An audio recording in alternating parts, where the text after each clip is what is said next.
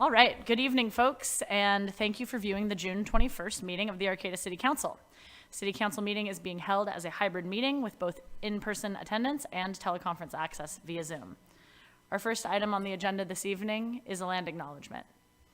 The City of Arcata acknowledges that the lands we are located on are the unceded ancestral lands of the Wiyot tribe. The land that Arcata rests on is known in the Wiyot language as Gudini, meaning over in the woods or among the redwoods. Past action by local, state, and federal governments have removed the Wiyot and other indigenous people from their land and have threatened to destroy their cultural practices. The City of Arcata acknowledges the Wiyot community, their elders, both past and present, as well as future generations. This acknowledgement seeks to aid in dismantling the legacy narratives of settler colonialism. So if you'd like to join us, please stand for the flag salute.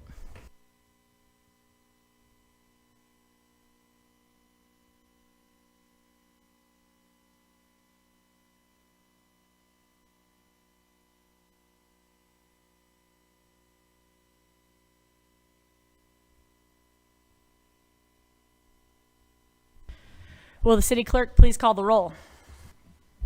Mayor Schaefer, Here. Vice Mayor Matthews, Here. Councilmember Atkins Salazar, Here. Councilmember White, Here.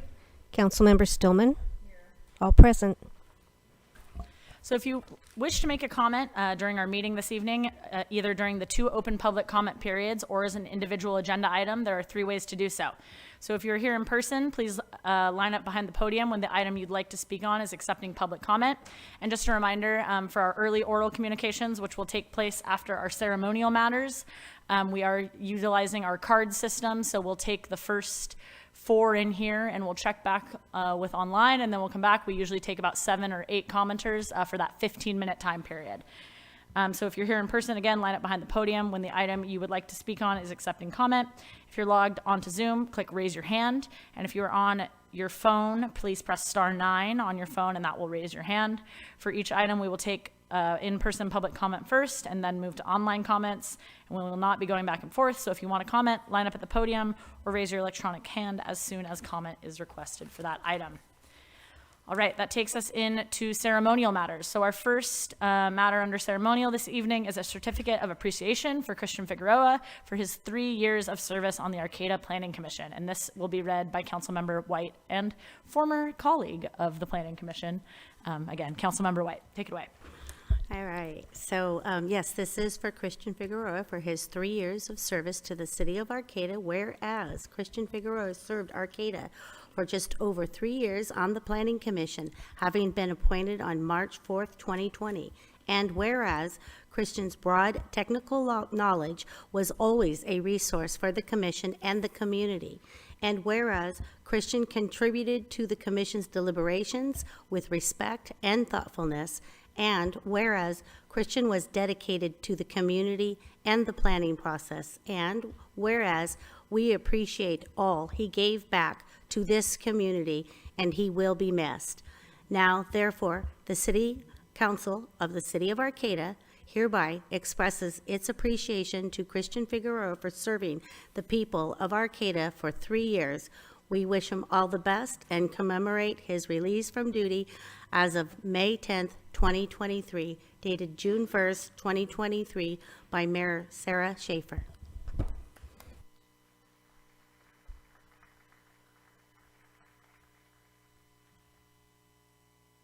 And Christian, if you'd like to say any words, you are more than welcome to, or just shake a hand and get a certificate. But thank you for all of your service.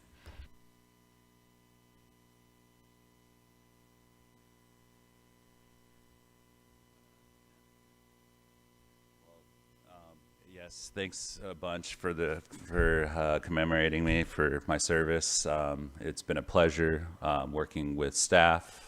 It's been a pleasure working with my fellow commissioners. I got one right over here, and yes, and working with City Council as well. And I feel comfortable saying that not only with this council and with the commission, that we have a bright future, and also with the support of staff. So thank you very much, and y'all have a great evening. Take care. Thank you, Christian. All right, our next ceremonial matter is a proclamation in recognition of the 4th of July Jubilee, July 4th, 2023, and this will be read by Councilmember Atkins Salazar. Whereas the city of Arcata, known for its vibrant community spirit and commitment to fostering local businesses, recognizes the importance of celebrating our nation's independence and contributions of our local commerce. And whereas the Arcata Chamber of Commerce has organized a grand event to commemorate this significant day with a festive celebration that brings together businesses, residents, and visitors alike. And whereas the Jubilee promises to be a day filled with joy, camaraderie, and entertainment featuring activities, live music, local artisans, and food vendors that highlight the diverse talents of our local community. And whereas this event not only provides an opportunity for our community members to come together and enjoy the festive atmosphere, but also acts as a catalyst for the growth and success of our local economy, creating a platform for businesses to showcase their offerings and gain exposure to a wider audience. And whereas the Jubilee is the longest running event on the Arcata Plaza, dating back over 150 years. Therefore, be it resolved that the City Council of the City of Arcata encourages all residents to attend the Arcata Chamber of Commerce's 4th of July Jubilee on the Arcata Plaza on Tuesday, July 4th, 2022, dated June 21st, 2023, signed by our Mayor, Sarah Schaefer. And we have Gloria Baker as a representative from the Chamber to accept this tonight.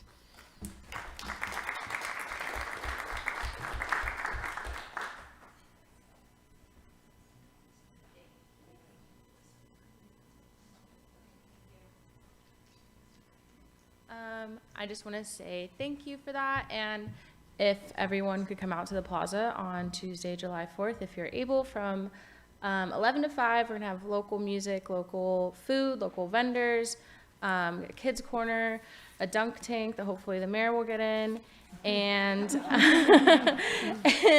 we're also going to be increasing our waste diversion efforts even more so than previous years, so we would love to see you all. Thanks.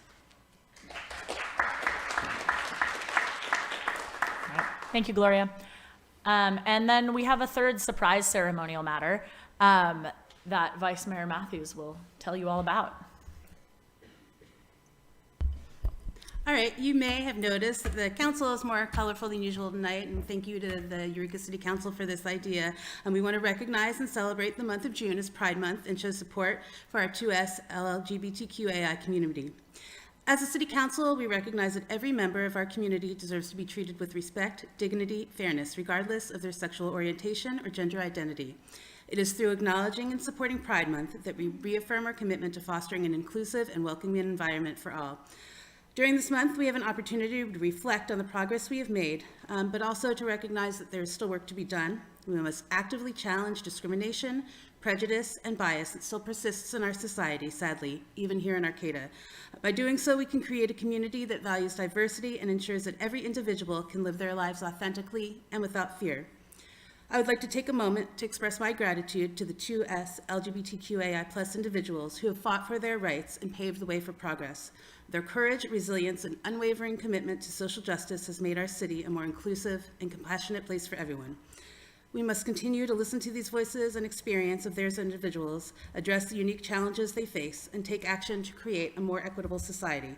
This includes working towards comprehensive anti-discrimination policies and safe spaces for all. Today, I invite each and every one of you to join us in celebrating Pride Month. Let us participate in the various events, parades, and gatherings taking place throughout our county. There are several events happening this weekend. You can go to Queer Humboldt, Lost Coast Pride, or Redwood Pride to see what events they have this weekend. Let's engage in conversations, learn from one another, and promote understanding, love, and acceptance. There is no room for hate in Arcata, and this council stands in solidarity and love with our 2S LGBTQAI+ community. Thank you, and happy Pride Month.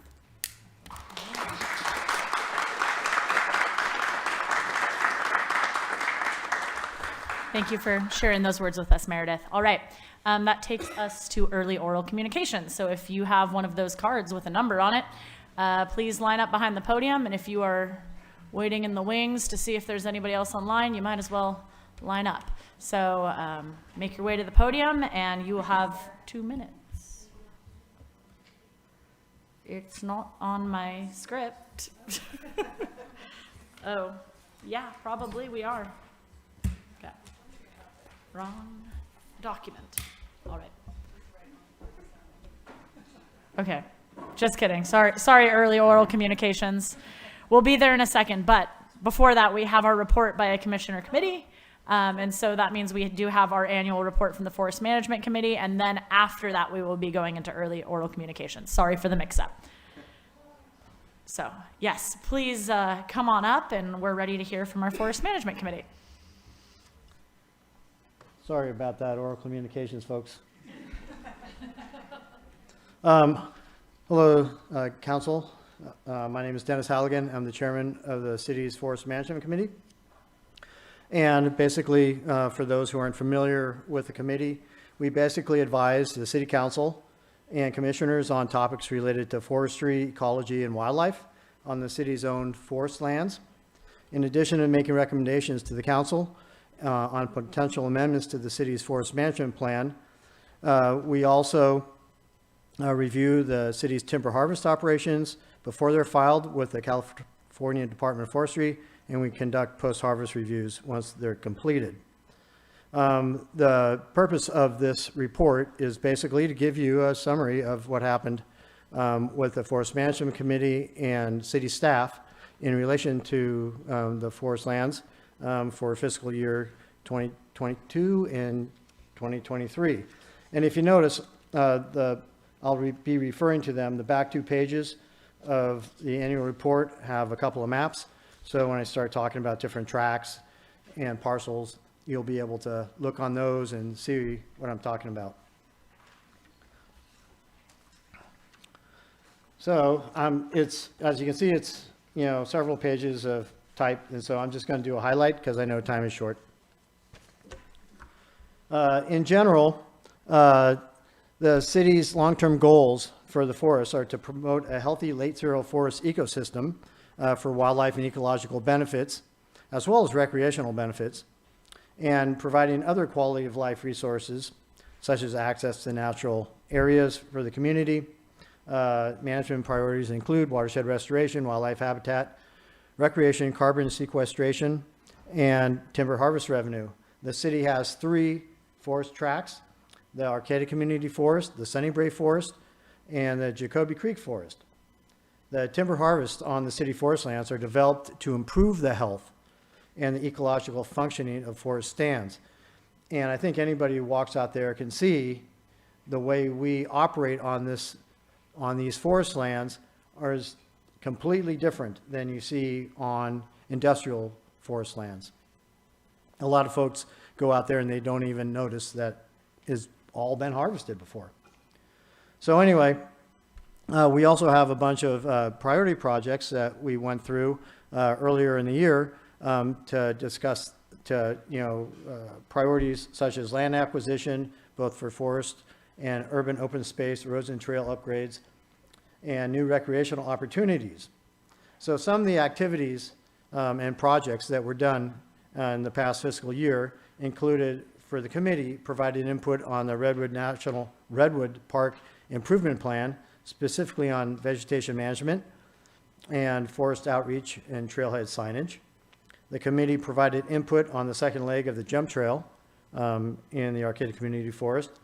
The committee provided input on the city's gateway area plan, particularly as it related to how it would affect our local sawmill, which is a large diameter sawmill.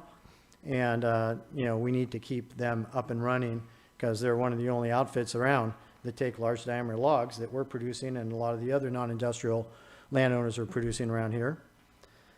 The environmental services staff completed the Fickle Hill Crossing and trailhead improvements for the Arcata Ridge Trail. That was many years in the making, and so hats off to the environmental staff. The committee provided input, for the 5 to 10 year priority list that I just mentioned. We provided input on Measure A, the Open Space Parks and Trails Special Tax that was passed. So some of the priorities for this fiscal year right now are Margaret Lane Trailhead Improvement, an alternative to Trail 9, Forest and Road Culvert upgrades. A 2022 timber harvest was completed on the Klein LaForge parcel in Jacoby Creek, and you will see that on the second to last page. You'll see a little dinky spot there, the Klein LaForge. And we ended up getting $356,000 in revenue for the city's forest fund from that. Delivered 94 metric tons of carbon credits for the Climate Action Reserve. And for research and monitoring, city staff continues to monitor spotted and barred owls, and they share all those data with adjacent landowners and with feds and the state. The city staff is continuing to measure the second measurement of carbon plots located in the Sunnybury Forest Tract. That's on the last page. Let's see. The same thing's going on with the Jacoby Creek Forest Tract, a new timber inventory and carbon modeling, and the plots are remeasured every 12 years. Roads and trails. Over 18 miles of roads and trails continue to be maintained at a high standard. The city has improved signage within the forest to encourage further use of cellular-based Advenza maps, which are actually really handy because I use it quite a bit out there. City staff continue to work on the second leg of the ACF Jump Trail. The Redwood Coast Mountain Bike Association and the Humboldt High School Composite Mountain Bike Team provided volunteer assistance on trail work days. And several community work days involving hundreds of volunteers help the city remove invasive plants, maintain and improve trails, and assist with litter cleanup. Some of the planned activities include conducting a field trip post-harvest to the Klein LaForge 2022 harvest, conduct a field trip to the proposed Swainer parcel harvest for 2023, this year's harvest, continue to be involved in the non-industrial timber management plan amendments, continue involvement with recreational trail construction, coordinate with other advisory committees on things like the Redwood Park Master Plan and Open Space Parks and Trails Special Tax Expenditures Oversight, continue strengthening the partnership with state and federal agencies, Cal Poly, Redwood Sciences Lab, CR, involve students and faculty, and help encourage, projects up there and master's theses and things like that. Continue strengthening working relationship with the Wiyot tribe. Obtain approval for a long-term spotted owl management plan. Update the carbon inventories, which I just mentioned. Seek cost share funding for the California Forest Improvement Program and other grant sources for habitat road and timber stand improvement work. And continue collaboration with adjacent landowners on cooperative road use agreements and road improvements for the city's forest lands. And so as you leaf through this report, you'll see a lot of pretty nice pictures. Local youth riding. You see Mike McDowell with a D tape there measuring a redwood. You'll see hiking in some of the carbon plots. See a spotted owl, some juvenile horned owls, great horned owls. What else we have here? Timber harvest planning. And last but not least, northern red-legged frog. It's not a California red-legged frog, it's northern. And then some other pictures in the maps. So anyway, that's about it. If you have any questions, I'd be more than happy to answer them. And if I can't, I'm sure Michael can. Great, thank you, Dennis. Thanks. Yeah, Alex has a question for you, So it seems. I just, it's not a question, I just wanted to bring up the fact that we have carbon credits, and that's one way we help support our forests. Yes. And that the carbon credits are, you can donate to the Humboldt Area Foundation for the Arcata Forest. I think I've got that correct. And so when you're traveling by plane, train, bus, car, you can make donations to offset your carbon footprint. And so I just wanted to mention that, and I know that's a good portion of what helps you do things. Yes, and it's a great gift-giving idea. And so one of the things about it right now, though, is we're undergoing remeasurement of our carbon areas, carbon projects. And so while this remeasurement and remodeling is going on, those are currently frozen. So once the modeling is done, and it'll all be up and running again. But for now, during this interim period, It's frozen. But you still can make a donation. Oh, yeah. And that's what I was hoping, that people would realize, that they can offset their carbon footprint by making a donation to Humboldt Area Foundation for the Arcata Forest. Yeah, And to us, when, no, it goes to us. You buy them directly from the city. right, Well, we used to do, I'm sorry, in the old days.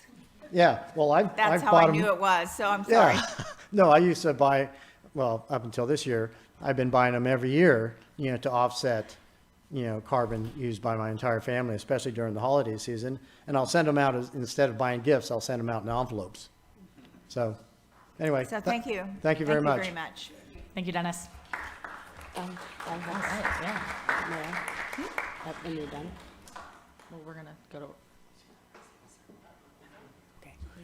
Oh, I just wanted to make a plug about the Avenza map. A couple of years ago, I got lost in the community forest, and lucky for me, between the Avenza map and David Loy, our community development director, you did not have to send a search and rescue team out there for me. And I will admit that I do get lost in my own backyard. I just wanted to thank the entire committee staff and the staff liaison for your thorough and informative report with some beautiful photos to boot. And I just wanted to, in reference to page 8, the box on the right side of the page, I wanted to say how inspiring it is to see this type of language included in local city government documents. It says, community-based forestry is a participatory approach to forest management, and community-based approaches give local residents both the opportunity and the responsibility to manage their natural resources effectively and to enjoy the benefits of that responsibility. So again, just thank you for reminding us and inspiring us to be involved and engaged in our local government, because you can make a difference. And do go buy some of those carbon credits. They're great gifts. Yes, and download the Avenza app. I agree with you on that one. All right, so that now takes us to early oral communications. Sorry for the mix-up on the script is slightly different than the agenda tonight. And so again, we're going to take 15 minutes of comments during this open period. And so the city council values your comments. This 15-minute time period allows you to address the council on matters that are not on the agenda. And know that pursuant to the Brown Act, we cannot discuss or take action on items that are not listed on our posted agenda. And at the end of oral communications, the council may respond to statements. And again, there will be public comment on each individual agenda item, and then again at the end of the meeting under item number 12. So please make your way to the podium, or if you are on Zoom, now is a good time to already raise that hand or press *9. So Mayor, I don't have anyone online with a hand raised, if you want to just go through 15 minutes here. Thank you, Mayor Schaefer, council members. My name is Dan Berman. I work with First 5 Humboldt. We are a countywide government organization working to improve the lives of young children and their families. And I'm here tonight to thank the city and especially the Recreation Department and your Recreation Supervisor, Heather Stevens, and her staff for their fabulous work for 15 years now, hosting playgroups in Arcata at the D Street Center. We are excited to be doing another grant agreement with the city for another year. I think First 5 Humboldt will be contributing about $23,000 towards supporting playgroups, and this is one of about 24 grants we're doing around the county for playgroups for families and their children. But I wanted to come tonight on behalf of First 5 and thank the city for their partnership in this. The cost of running playgroup is significantly more than we are able to support at First 5 Humboldt, sadly.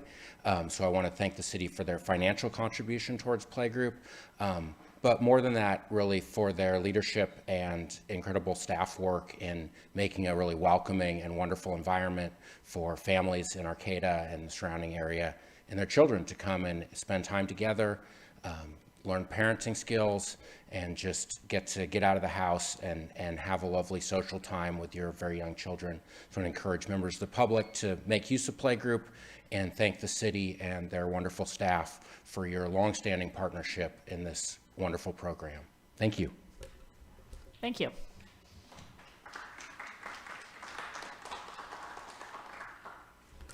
Good evening, I'm Fred Wise. I'd like to point out a small yet significant suggestion from the public that has been ignored from the general plan update. The land use element is perhaps the most important chapter in the general plan. The first two sentences currently read, and I quote, "Arcata's land use patterns have been shaped by many factors and reflect more than 160 years of community development. The early settlement of the town, initially called Uniontown, grew around a central plaza." I had requested that words such as non-indigenous or European origin be inserted into that sentence. That's been ignored. That's one of what I think are hundreds of comments from the public that have been ignored during this process. The second draft of the Gateway Plan came out in October 2022. The message was that the plan incorporated the recommendations from the city's committees and from the public. We knew that was a false statement. 4 days later came a clarification that it didn't include anything that wasn't in agreement with the first draft, that there'd be a table that would show the non-comporting elements. We waited 5 months for that table. The table contains numerous errors and misunderstandings, contains the Transportation Safety Committee saying that L Street should be maintained as its current configuration, which we know is not true.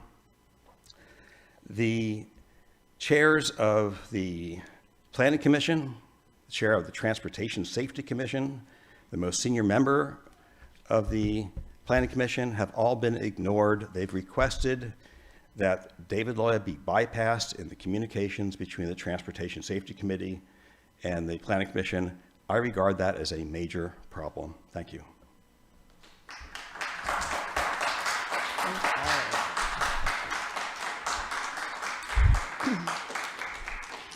Good evening, good solstice to the council, the staff, the people here in the room, the people on Zoom, and the people who will be watching this later on. My name is Joanne McGarry. I come here all the time. I usually like to speak about 3 things. So the 3 things I'd like to speak about today are my THC and CBD concepts for our community, our town. I'd like to speak about resiliency, and I'd like to speak about the Peace and Justice Center sign I brought here today in hopes that we have a future place for it. But first of all, a reminder, I did send you an email. I did get a response from a couple of council members. I appreciate that and hope to carry on more conversation in person with them and the other council members. But THC, just as a reminder, and for those new to my concept, the T stands for transparency, it stands for truth, and it stands for trust. The H is for honesty, humility, and humaneness. The C is for caring, compassion, and connectedness. The CBD component of our community, hopefully, is that of courage, boldness and bravery, and decisiveness, not dividedness. So I just say those out loud to myself and to you and everybody watching and hearing that this is important to me. So resiliency comes in a seasonal way. I went to a Blue Lake Resilience Conference event last week, and we need to have that in Arcata on a regular basis. And finally, the Peace and Justice Center sign, I acquired it and took it as a sign. I need a new place to hang it. And so I will hopefully be talking to folks about that in the future. And anybody in this room who's interested in working with me on that, let's get peace and justice back in the center of our town. Thank you. Thank you, Joanne.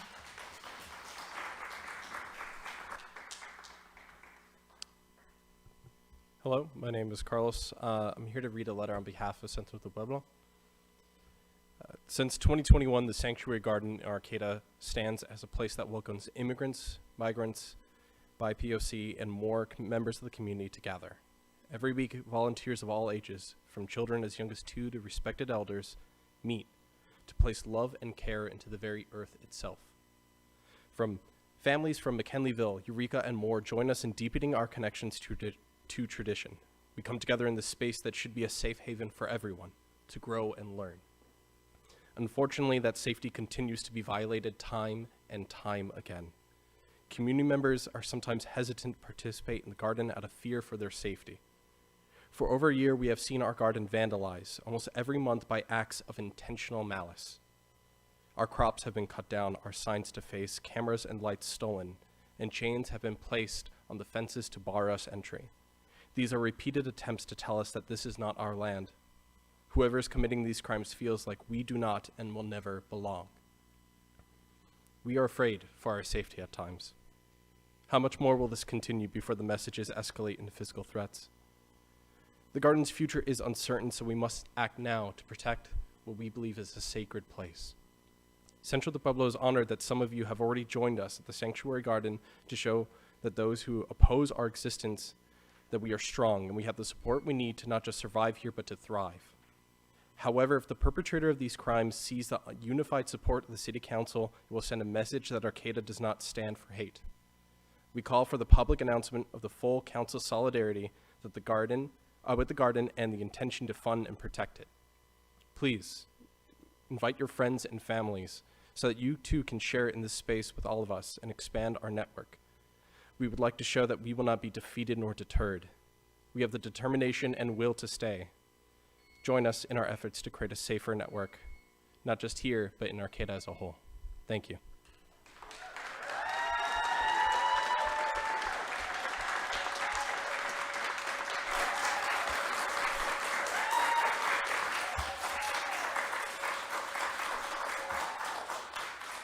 Thank you, Carlos. Please go ahead. Hi, everyone. My name is Cynthia Ammerman. I'm an assistant professor in the Department of Native American Studies at Cal Poly Humboldt. And I'm Andrea Delgado, an assistant professor in the Department of English.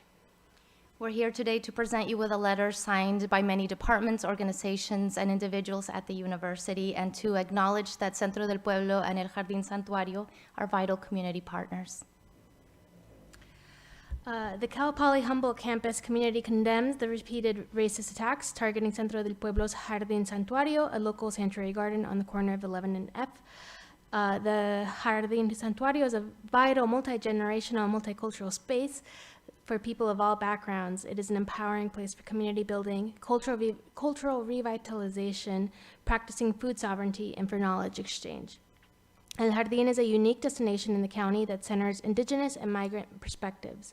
It also spreads awareness about the rights of migrants and indigenous people to both the students and the wider community. The repeated hateful attacks against the Jardín Santuario are rooted in a history of white supremacy, anti-indigenous and anti-black racism, and xenophobia. They are a direct affront to the principles outlined in the City of Arcata's Sanctuary City Ordinance, and as per the ordinance, we hold the Arcata City Council accountable for creating a climate, creating a climate of welcome and inclusiveness, protecting and preserving the values of democracy and freedom, and respecting the human dignity and human rights of all persons.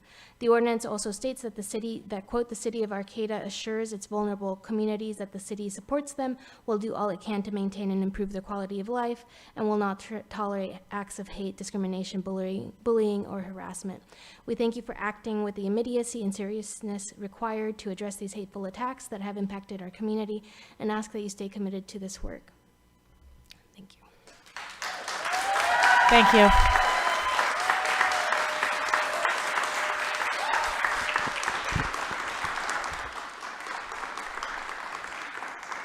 Buenas tardes, good afternoon. Gracias, Jardín Santuario, se ve, se siente. And everybody that is on Zoom and what the pandemic left us, this hybrid communication, thank you.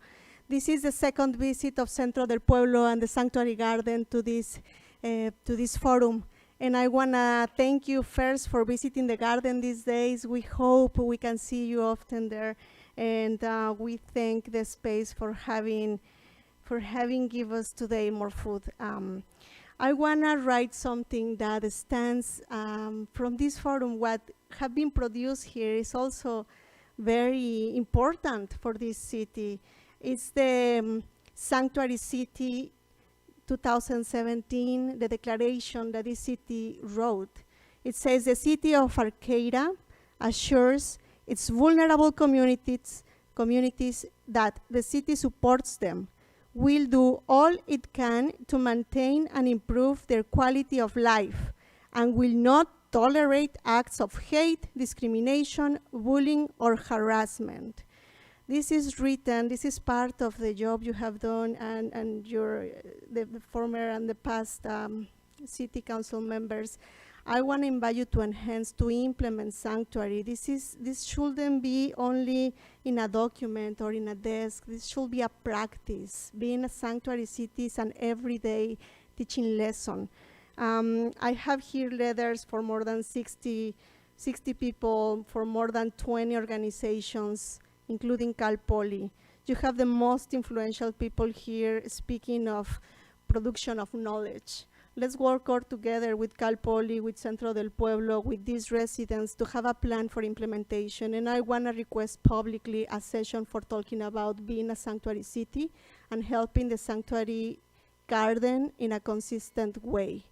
And just very quickly, please repeat the acknowledgement of land in Spanish. We don't want that to be performative, but part of what is a city as a sanctuary. Thank you very much. Thank you, Brenda. Thank you.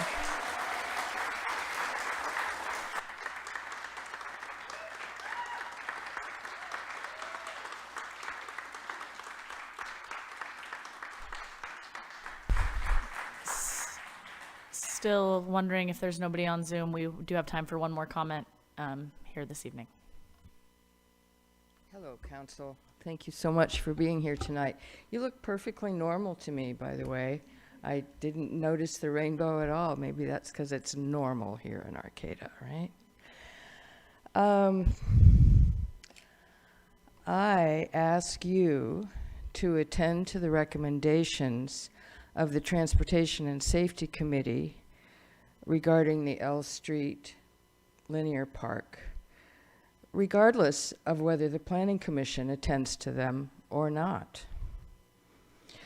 I have tried to imagine what good it could do to fracture the city with a busy truck corridor or one-way street. Who wants this? Who would benefit? I don't know, but the answer must have to do with the Planning Commission's continuing refusal to take up the recommendations of the Transportation and Safety Committee, buttressed by the oral and written calls of many citizens. So we say again, no to the couplet. Go back to the drawing board and figure out a better way to manage the traffic on K Street. Keep L Street as it is, declare it a linear park from Samoa to Alliance with no cars or trucks. Thank you very much.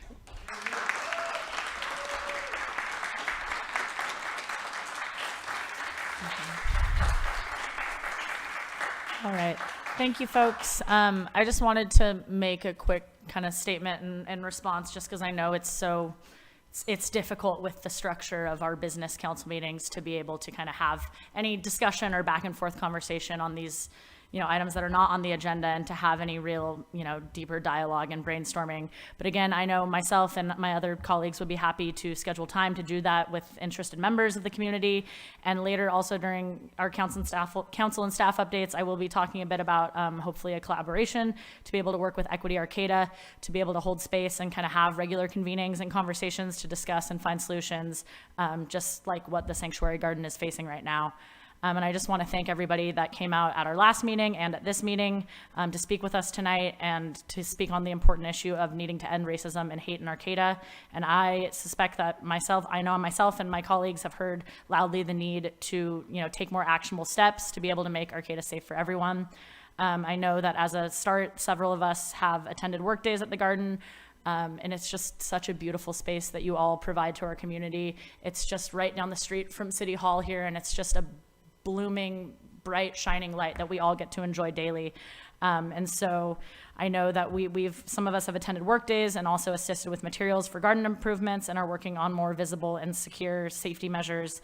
And I know that we're all appreciative of these first steps, but that's just what it is. It's first steps. And so, the city has identified this as a hate crime and will continue to investigate it as such. And anyone with any information about the crime, of course, is encouraged to come forward and, provide that information to our investigation. And as we will talk about our budget this evening, the council has also set aside $5,000 to go towards any other needs for security or, enhancement of security that Central del Pueblo will identify. And myself and the city manager will be following up directly with representatives to arrange those details. So again, thank you for being here tonight. I know cutting you off after 2 minutes it doesn't feel good for me either. And so, please feel free to reach out. I'm available by phone and email to be able to set something up so we can have a more meaningful discussion. So just thank you everybody for being here.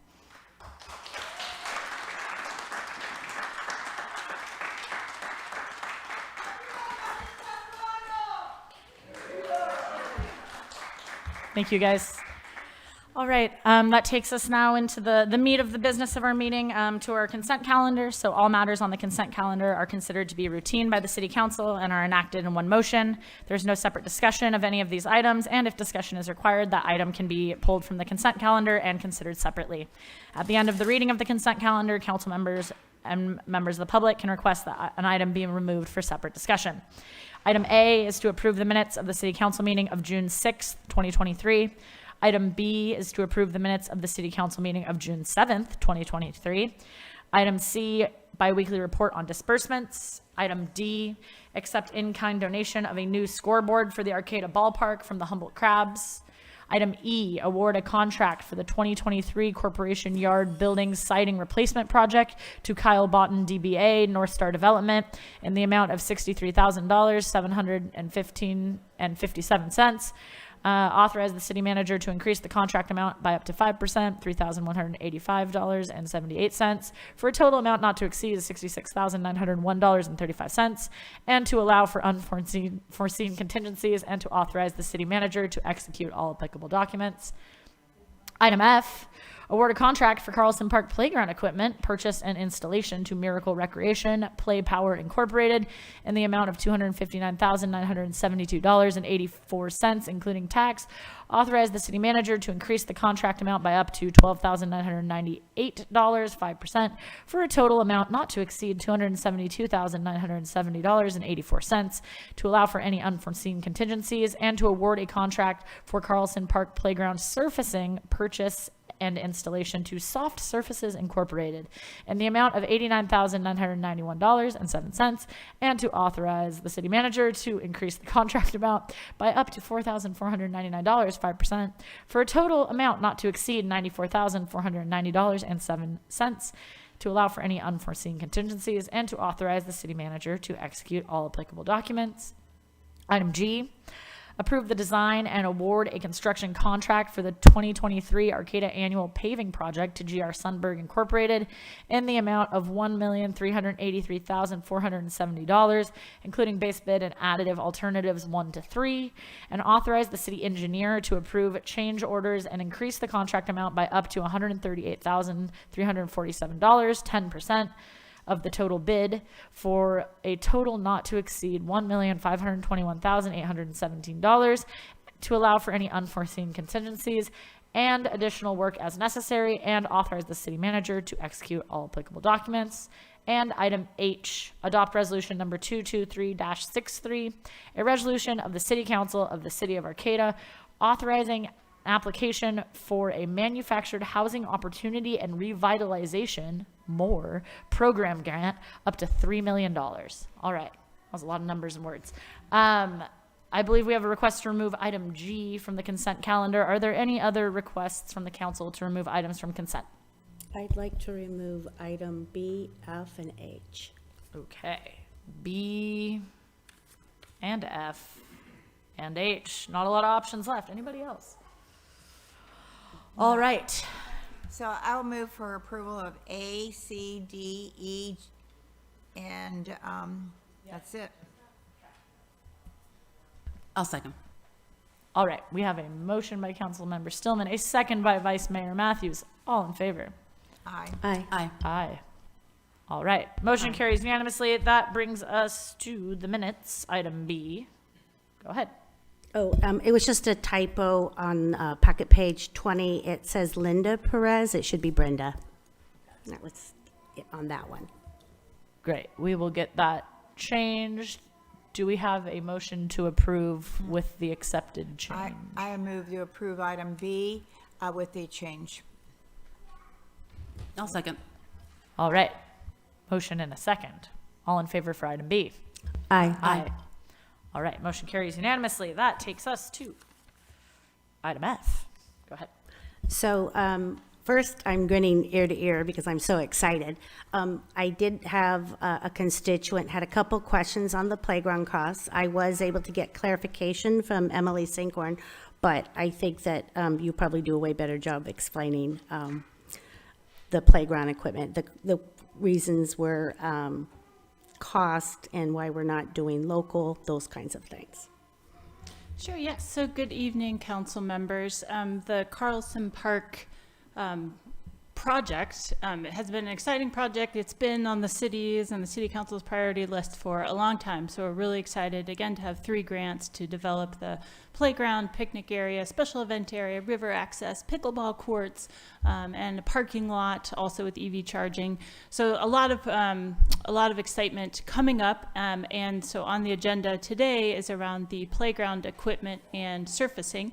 And so we really looked back at all of our outreach and input from the Valley West community for what they really wanted to see, and really tying in with the river theme. And so we reached out to a number of playground manufacturers, ones we'd worked with before, ones we're just starting to work with for Redwood Park, and some others. And there are no local playground manufacturers in Humboldt County. There's probably just not the market for that. So we really rely on a number of companies. We call local other jurisdictions that have worked with them to see how their playground equipment is utilized, how it is easy to, sustainably maintained by their parks departments.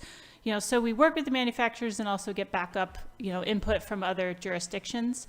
And so we really try to keep as much of our expenses local, much of our payment local. We what will be coming to the council later this summer will be hopefully we'll be releasing a bid for the main of the concrete excavation, kind of the bulk of the work. The playground is its own specialized work. So hopefully that will be coming to you in late July or early August. And we really anticipate working with a local contractor that's identified through that bidding process. So hopefully that's just a little bit more background. I think that answered most of the questions. Yeah, I believe we have comment on this specific item. So go ahead, please. Thank you, Councilmember White, for reading my email, and others I know did as well. My name's Joanne McGarry, and I don't have children, but I've played in playgrounds, and I appreciate their existence in our world. I continue to be kind of confused that information about this comes late to the game for some of us in the community. In fact, the Lost Coast Outpost just posted something today about this, or maybe it was yesterday. But when we're dealing with a lot of money, no matter where it's coming from and no matter how it's going to be spent, I just think more timely ahead of a meeting like this, it would be appreciated to, see pictures and have people know a little bit more about why they're choosing the particular company, why they're choosing such a design and materials, and why it costs so much. Because it really costs a lot of money these days, it seems.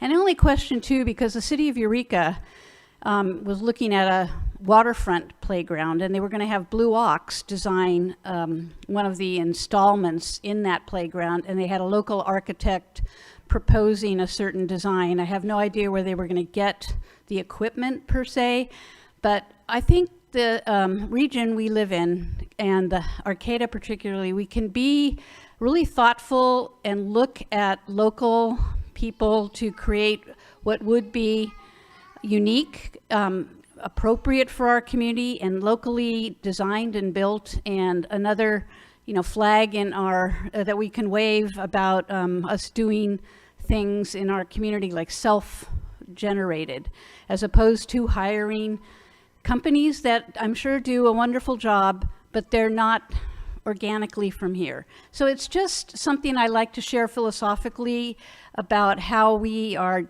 designing our future and the future for the children. And I guess that's all I really wanted to say. It's going forward, and I hope that the next playground, maybe we give some local folks a chance, like maybe even kinetic artists to design things. So thank you. All right. Item F. Do we have a motion? Do we have a second? I'll make a motion to approve item F. I'll second. All right, we have a motion, a second. All in favor? Aye. Aye. Motion carries. All right, that takes us to item G. Hi, Netra. First of all, I want to thank you for meeting with me today at the intersection and street in question. So we passed a complete streets ordinance last year, I believe, and in the complete streets ordinance, it states that, anytime we redo a street, that we take into consideration making it more accessible for bikes, for pedestrians, for anybody that's not in a car. And, as we're going through and redoing this street and looking at the improvements that we're going to make, it does not, I think, really fit into the idea of what our complete streets policy is going to look like. And, we had a conversation about it today, and we talked about exceptions, and I'm sorry, and I'm going to read off my phone, which I think is tacky, but so, it says that there's reasons that exceptions can be made if the cost is excessively disproportionate to the need, there's a documented absence of current or future need, and there's a reasonable or equivalent project along the same corridor that's already programmed. And so I know that, one of the parts of the Complete Streets policy is to have a public hearing, which I guess we did, and nobody came to it. So, which is another, I don't know how to make, people go to I didn't even go to it. So, I mean, I understand that, attempts were made to have public comment on this. And, I know a great solution that was brought up would be to, take those 8 parking spots away and make that a bike lane. And while I would really, really love to do that, that would, constitute a whole other public hearing. And after, can we just talk about this a little, why the exception was made? I don't want to just talk at you, sorry. No. Good evening, Mayor, Vice Mayor, council members, members of the public, and the staff. I'll just maybe go over the project. So this is our annual project, paving project, and this year we are doing portion of H Street, portion of G Street, and Western Road. Normally the paving project includes paving, striping, and sidewalk works, and we are doing that. As you mentioned, we recently adopted our complete street policy, and we believe, based on what we have presented, it meets the complete street policy for all the elements of the project, except for the one location where we met today, and that is the intersection of H Street and 11th. So the block of H Street between 17th and 18th currently has enough right of way. However, there is a bike lane also. However, that bike lane does not meet the standard. Bike lane needs to be exactly 5 feet, but currently because of the parking, it's less. And if you do the measurements everywhere, it looks like the width of the bike lane would be 1.5 feet, which is not appropriate. So during the design, we decided, okay, we have a complete street policy and we want to make sure we have a bike lane, pedestrian access, and vehicles. So there were 3 options. One option was the existing sidewalk is wider there. It is 7.5 feet, so we can reduce that to 5 and gain some width. But knowing City of Arcata, I don't think we want to reduce the walkway. It's people walk there. H Street is a busy street. It's better to have a wider walkway, so we left that. Second option was to remove 8 parking stalls along the apartments or the housing And knowing what we know from past practices, it's not ideal to remove the parking. So what is the best solution to move forward? We cannot put a bike lane because we do not have enough room, so we propose putting sharrows, which advises the drivers that yes, you can drive here, but also watch out for the bicycles. Upstream and downstream, there are bike lanes, but that block will not have a bike lane unless we get rid of the parking or reduce the walkway. Can you explain what's a share? Sharrow. So sharrow is just a sign that you will see throughout the city, especially on the 11th Street and Union Street and on K Street, that tells people that this area also belongs to people who are on bicycles. So those are called sharrows. Share the road. That's the sign means. So we can enhance those signs, and we've been talking about with other staff here. So one of the options could be just instead of just putting the sharrows, we can enhance the sharrows with maybe more green paint around it. We have seen those in different areas in Oregon and some part of California. We have to see if that's a standard. So coming from south from 18th Street, from the bike lane, just put a sharrow with the green around it, and when they're exiting, showing the same thing, and put one more in between. So that will at least let people know they are supposed to be sharing the road. So that's one option right now, but other option would be getting rid of parking. Yeah, I was just, so proud of us when we passed that ordinance, and I don't want to get us in the habit of like being performative about it, about, oh, we passed this thing, but every time there's like a reasonable exception, we're just going to go ahead and go with that. So, I mean, I understand, but at the same time, I kind of don't feel good about it. So, thank you. Yeah, no, I'll just add that definitely we are complying with complete street policy. Currently on Western Road, there is supposed to be bike lane, but there are no bike lanes right now. So as a part of the project, we are adding bike lanes, and we had enough right-of-way. So in fact, we are adding a buffer lane between the travel lane and a bike lane. We're adding a buffer stripping, so that gives more flexibility. So whenever there's a right-of-way and we can do it economically and feasibly, we are doing it, and we are complying with complete street policy. Okay, it looks, do you want to, yeah, go ahead, please. Well, I was just wondering if we're still moving forward on this item based on, we did get an email with some concerns and then follow up from our contracts and procurement staff. So I just wanted to make sure that we're still voting on this. Yeah, it certainly is the discretion of the council, but the staff recommendation based on our review of the concerns that were raised is that one of the concerns that was raised was around labor compliance.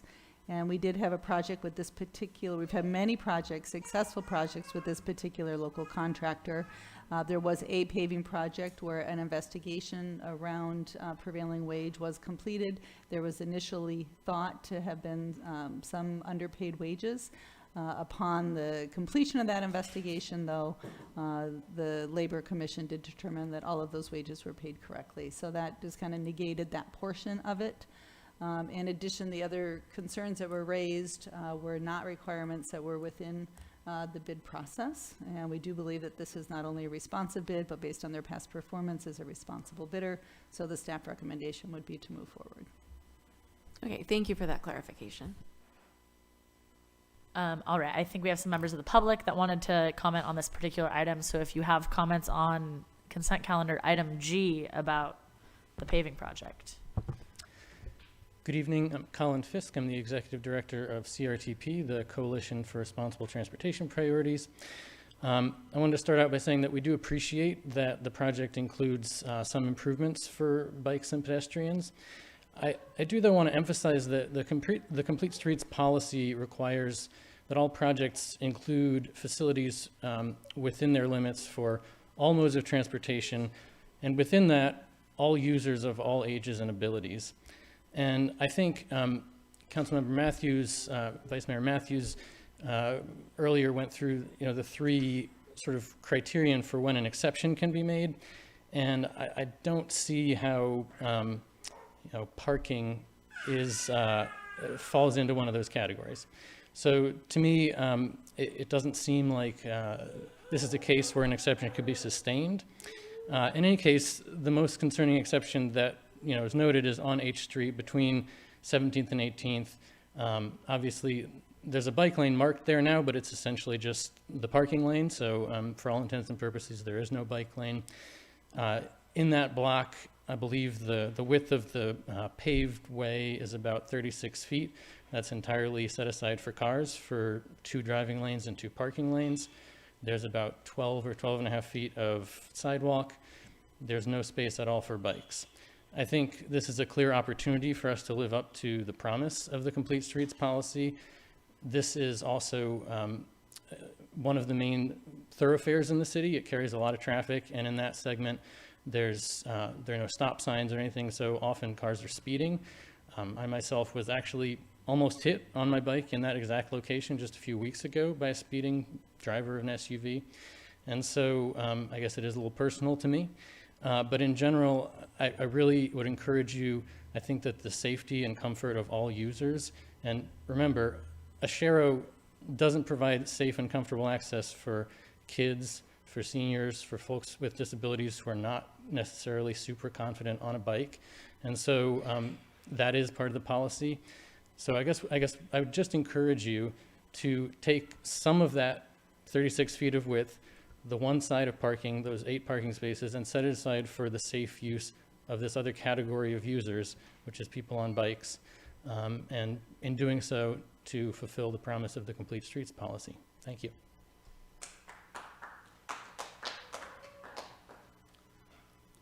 Good evening. My name is Matt Simmons. I want to stress that I am not here on behalf of the Planning Commission. I am here on behalf of the Redwood Coalition for Climate and Environmental Responsibility, or ROCKR. I won't echo everything Colin said, but I did want to emphasize 2 points. First off, when you have a bike lane and then it disappears, I know personally, and also evidence backs this up, that is one of the most dangerous points in a bicyclist route. As someone who's like making an active effort right now to bike around Arcata more, those places in our city are really frustrating and can feel very sort of defeating when you get to them. The other thing I wanted to just emphasize, there were 3 exceptions listed in the policy, and I'm going to read off my phone too. It's that the project is too costly, there isn't a demand for the project, or there's an equivalent project already scheduled. I'm fairly certain the exception that was used here was the first one, and I just don't want to set a precedent that removing parking spaces is too costly. I understand that it would involve another hearing and you'd have to talk about it, but if we're setting that precedent that anytime you have to remove parking, it's too costly and you get out of the Complete Streets policy, it's not going to be a very effective policy. Thank you for listening, and yeah. Thank you. All right, comments on item G. Hi there. I'm a member of the community, and this is JJ, also a member of the community. You may have heard him already give some of his comments on the matter. He has a lot to say. So I just wanted to come and speak in support of prioritizing the bike lane on, in addition to the sidewalk. When I lived in Seattle, partially because of poor bike lane signage, I suffered a crash that led to a broken shoulder, 2 implants, 4 crowns, and a lengthy recovery process. Now that I have my first son here with me, I'm excited to start biking around Arcata. And one thing that would make me feel safer safe enough to do that, is knowing that bike lanes are prioritized in the city to prevent a crash like the one I suffered in Seattle. So I'm just here to make those comments and to remind you that prioritizing bike lanes and sidewalks are an investment in our next generation. So thanks. Thank you. Hi, my name is Wendy Ring, and retired physician and a frequent cyclist through Arcata. My husband, who does not drive, uses his bicycle exclusively to get in and around town, and so this is a big concern of mine. I want to underline that comment about disappearing Sheros. Nobody knows what they are. I once kind of did a little experiment and walked around and asked people if they knew what a Shero was, and nobody did. So, I mean, essentially, biking where there's a sharrow is like having a sign on your back that says, "Don't hit me," that's written in Greek. It just isn't really any kind of safety, and especially when it is disappearing and reappearing. The purpose of the Complete Streets policy is to make the rebalancing of our streets the default. Because right now, it's cars are the default, parking is the default. And so if we want to change that, then we can't just have an exception because someone wants to park a car. It just, you know, I mean, it's a transformation. It's not a comfortable transformation, but I think if we're serious about climate action and serious about having a safe streets for everyone to get around, then we have to have a continuous bike lane. And we don't want to set a precedent of saying, oh, we have a complete streets policy, but it's just on paper, and there doesn't really have to be a serious exception and meet the criteria and follow the procedure. So it's great that we have this policy. I just like to see us really follow it through. Thanks. All right, thank you. Any comments online? No, I've been forgetting to ask. No public comment. The Zoom world. All right, I'll bring it back to the council for comments, questions, or a motion. Go ahead, Stacy. Well, I'm just wondering if maybe we should table this and bring it back as an agenda item if people are wanting to discuss it more, to get, more in depth. Yes. Well, I just wanted to offer, there was discussion about needing another public hearing. This is a fairly minor modification in the contract. I mean, in essence, it is striping. And so I do think that it is important, if we're taking away parking that has been existing in a long time, we've learned that it is good to have public dialogue around that. But I do think that you can approve this contract tonight and still move forward with that discussion in the community and choose at your next meeting whether or not to just simply make that, that change. It's not going to be a substantial change order in this project. Yeah, that was the exact question I was going to ask, and I think, because I know how much staff time goes into bids and contracts and everything like that, and that the other parts of this project a lot of us are really excited about, but there's just kind of this one underlying question. So because I like to get rid of parking too. So yeah, I mean, you could approve it with removal of the parking, but ask us to bring back an item for public input on that parking if you wanted. So how would that motion go? That I'd make a motion to accept item G except for 8th Street between 17th and 18th Street and bring that back as an agenda item with a public hearing? No, I would just approve the project, approve the award of bid with the augmentation to remove parking on 8th Street and bring back to make sure that we receive public input on that. I move that. Well, I feel comfortable with that, but. So are we making the decision today that we are definitely removing the parking? I think we're going to bring it back and have a public hearing about it is what my. Because that's not what it sounds like to me. Well, if we decide at the public hearing we don't want to remove the parking, then we just go back to the plan A that's already to the contractor, right? Yeah, so the project involves paving and striping. So I think the portion that we are talking is striping portion to remove the parking and adding a parking lane. So that's, adding a bike lane. So that's not an expressing portion of the work, so we can move forward with the project. So that will give us a time at least to talk to the neighbors there.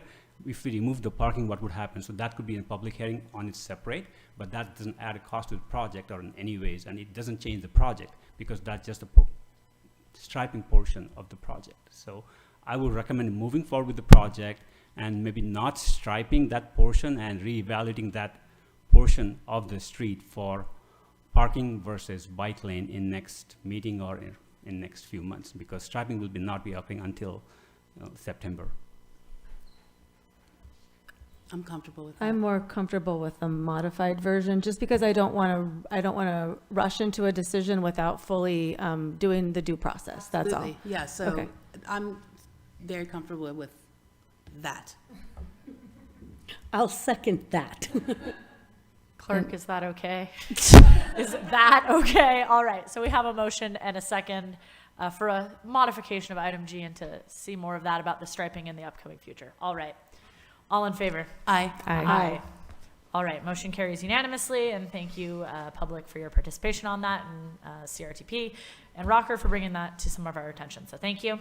And that now takes us to item H, which I believe Yeah. Councilmember White had some questions about. So on page 66, on the recommendation and the staff report, it says that there are hundreds of health and safety violations in Arcata, from minor to serious. And this is in reference to the Manufactured Opportunity Revitalization Program or more. Some of these concerns can result in a mobile home being inhabitable, which can leave yet another family without a home. And so this grant is going to prevent more homelessness, and it's easier to be proactive rather than after the fact. I just wanted to, I'm just really excited. We used to have this program, and I've been waiting in anxious anticipation for it to come back. So it's been, I believe, close to 10 years since we've had this opportunity in the state of California, with the exception of one application being improved in that entire time, which was in Coachella Valley in Riverside County. So I just wanted to applaud David and staff in the Community Development Department for going after this grant, and I'm really excited about it. That was it. Great. I'm excited about it too, and you don't even have to answer any questions, David, unless you want to say anything about it, but it seems exciting. Yeah. So I'd like to move to adopt Resolution 223-63, a resolution of the City Council of the City of Arcata authorizing application for a Manufactured Housing Opportunity and Revitalization More Program grant up to $3 million. Second. All right, we have a motion and a second. All in favor? Aye. All right, motion carries unanimously. And that takes us into our business, which is old business. And the old business, item A, is a public hearing on the proposed appropriations limit for fiscal year 2023-24, and consider adopting resolution number 223-55, adopting the proposed appropriations limit for fiscal year 2023-24, and a public hearing on fiscal year 2023-24 proposed budget, and consider adoption of resolution number 223-57, adopting the city budget for the fiscal year 23-24. Do we have a staff report from Finance Director?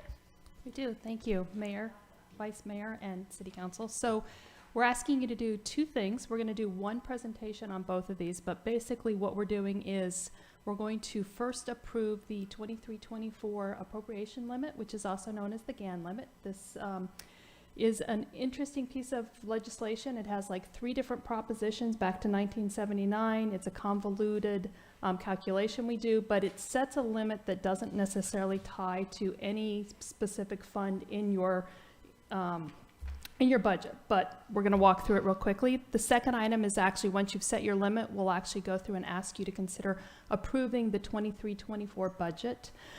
This is going to be fairly quick in my presentation tonight because we have spent quite a bit of time already going through this, but again, that doesn't mean that you can't ask questions, and it doesn't mean that this is the last that you'll have to deal with the 23-24 budget this year. So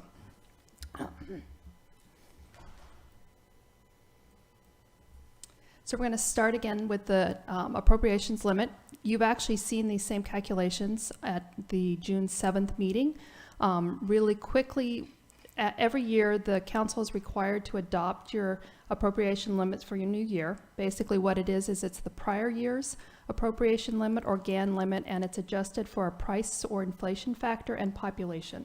You can see that that comes out to an increase of 8.7%, which is about $1.6 million that you get to increase your appropriations limit for the year, which sets it at just around $19.9 million. We talked about this a little bit on the 7th, but one of the kind of quirky things that we are doing in the next few years is that we are sort of by, not choice, but by request, a strong request from the state, we are actually adding back to our expenditures the state funding in the amount of in the amount of $4.9 million associated with the Home Key operations grant that we received from the state. This essentially will allow the state to not exceed their GAN or their appropriation limit. It's kind of like sharing it. The good thing is that even taking that, sort of subtracting that from our appropriation limit provides us about $15 million as our high end. The local revenues that would be subject to the appropriation limit are about 13.5 million. So we have approximately $1.5 million sort of in flexibility or sort of breathing room for the current year. This could change, some interesting point here, this could change if we do find additional revenue sources. So it is something that we'll want to keep a close track on with that state give back. I'm just going to kind of shift gears and real quickly go through sort of what we've done with the budget process for this year. As I mentioned, this isn't the last time you'll see the budget. We started in March, which was a little bit late in your city council goal setting and priorities, which sort of sets the outline for the coming year's budget. We do the mid-year budget update on March 15th, and that kind of had two purposes. One was to look backwards at the 2022-2023 budget year, but also look forward and start setting ourselves up and figuring out where we were at and what projects were priorities. June 7th, we did a detailed review of the proposed budget. We're asking you to consider adoption of it this evening.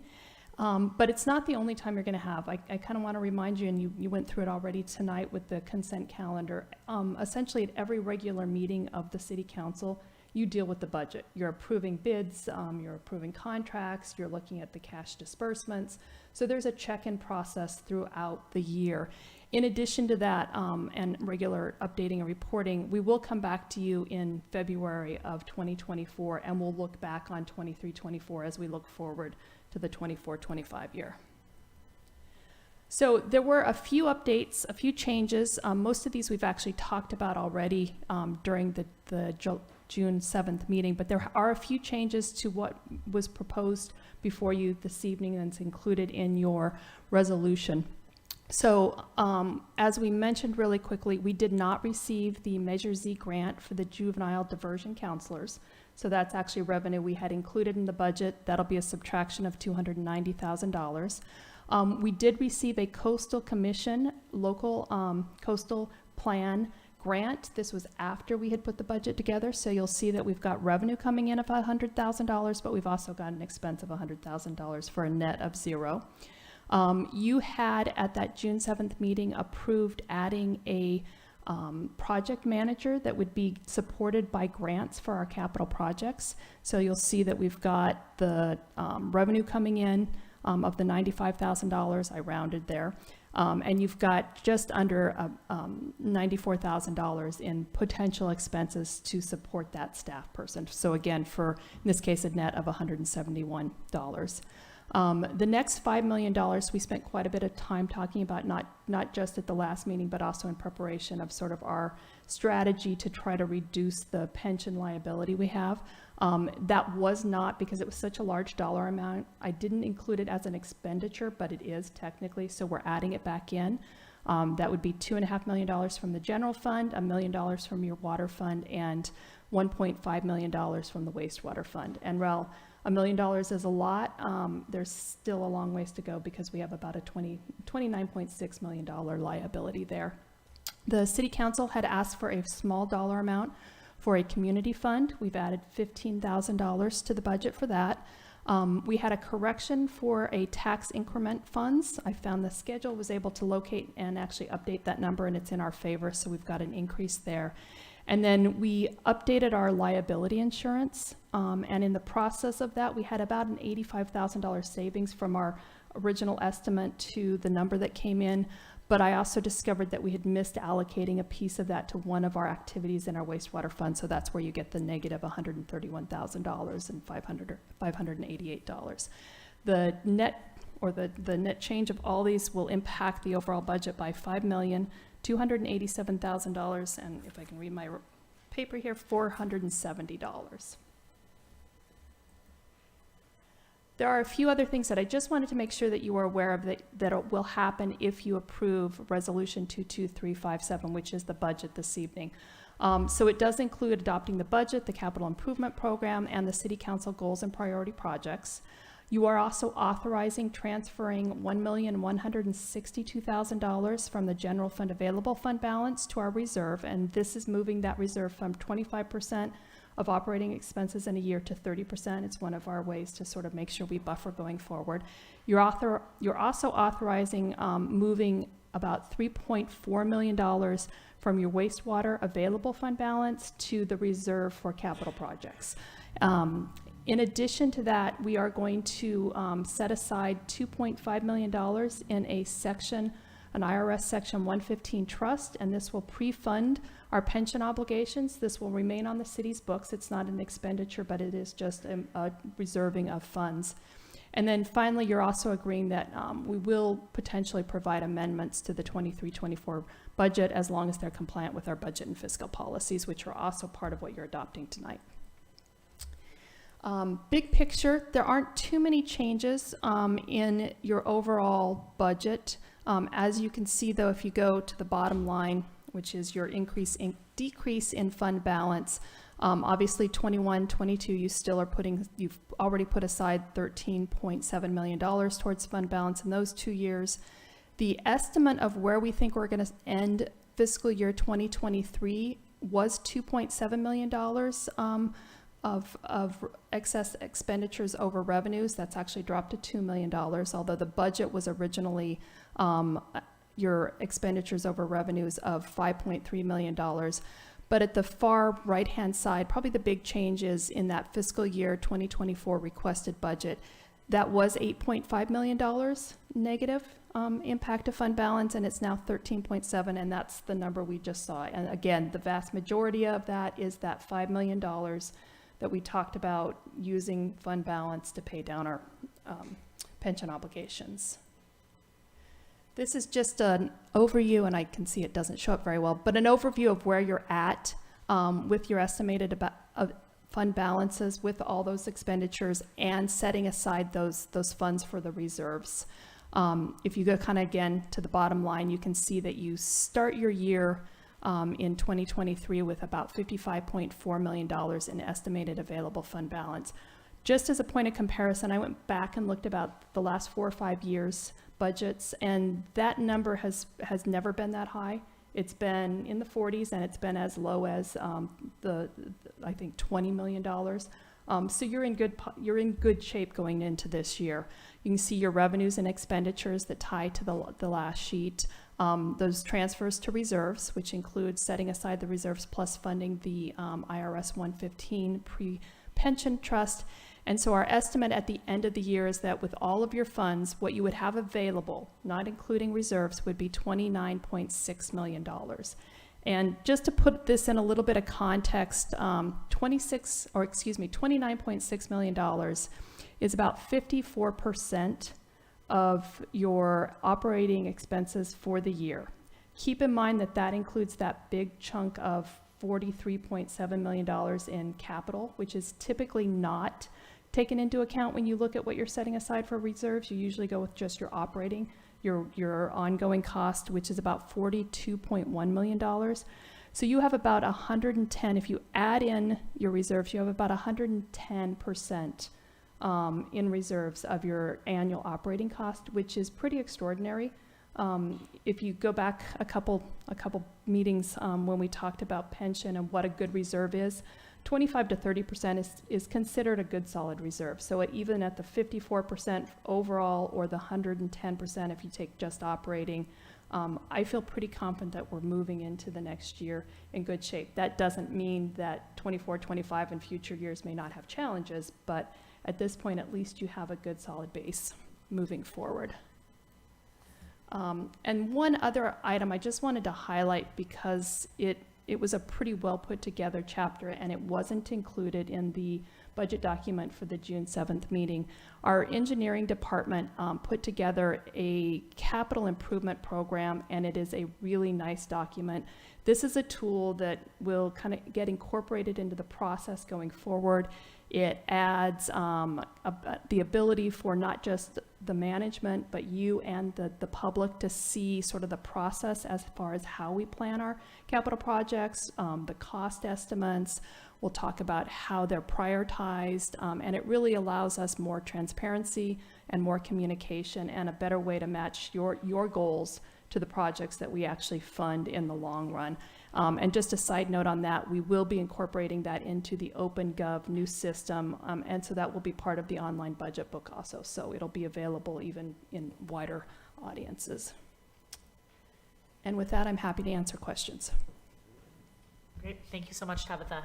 Let's open it up for questions. Meredith, if you'd like to start. Thank you so much, Tabitha. This was such a clear presentation, but just wanted to pick up that thread that you started about like how we're looking long term. Like, where do you see us in like 5 and 10 years? Are we on a good trajectory? Should we be nervous about the upcoming years? Like, what does our long term forecast look like? So I think I've probably mentioned this to one or two of you. In fiscal year 23-24, I think we are in really good shape. I will say once you get out to year 24-25 and sort of moving forward, revenues are going to be tight, and that's going to be a challenge for us to meet those service levels that are expected in this community.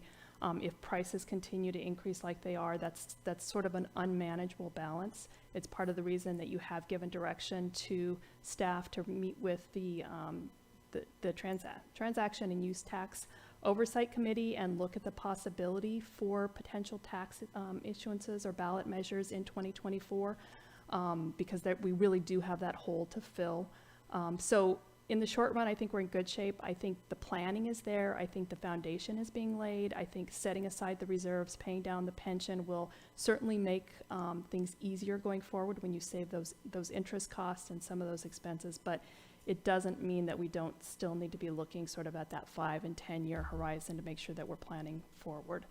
And one of my goals is to actually be able to put together on paper financial plans that take us out a few more years so that we can see how the changing environment or changing decisions will impact the long-term, fiscal sustainability of the city.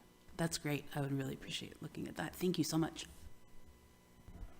All right, do we have any other questions? Oh, go ahead. That's fine. City I was Manager. just gonna add to that. We have a lot of programs that we've been building over the last several years with one-time monies, with CDBG funds and with ARPA funds from, or long-term programs like our juvenile diversion counselors that have been funded with the county Measure Z fund. So as those funding sources start to whittle down in the next couple of years, I think is really when we talk to the community about how to long-term fund missed community ambassador, juvenile diversion counseling programs, and those types of things. So that will be that discussion.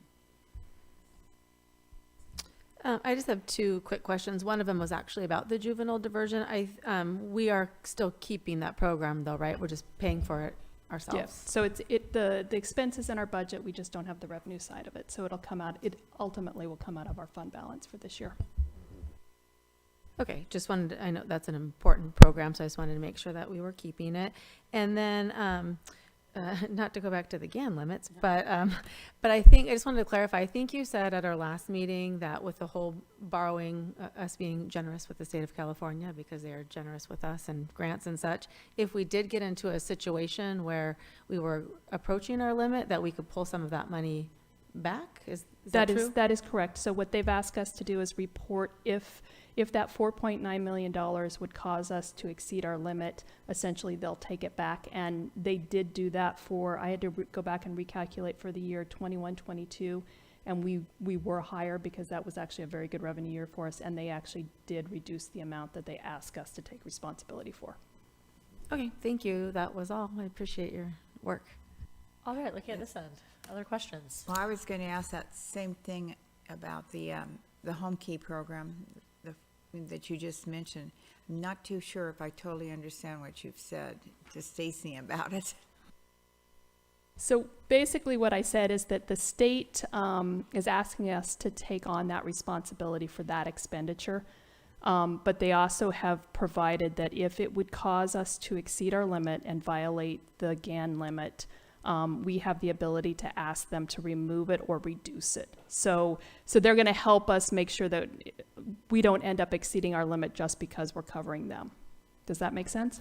So you're actually saying that we are only allowed to have so much money as far as the state's concerned, and if we get too much money from the state, then we have to balance it out and send some back. Of their money. And we would, if outside of that, if we exceeded our our GAN limit, we technically could potentially have to give money back or reduce our revenues. Okay, because I know that we're thinking about what's going to happen at the federal level as they claw back money, so I didn't know if this was a term that would be used for this too, claw back. It's kind of the opposite. It's giving us money and then basically making us take the bad side of it too. So just to clarify, on page 262, you have a list of the ARPA funds. These are the programs that we need to be concerned for long-term, sustainability. I'm really relieved to hear that we will be funding the juvenile diversion program, but things like the community ambassador program, refunding the staff positions that have been frozen during the pandemic, is that something that we're going to need to look at for long-term funding?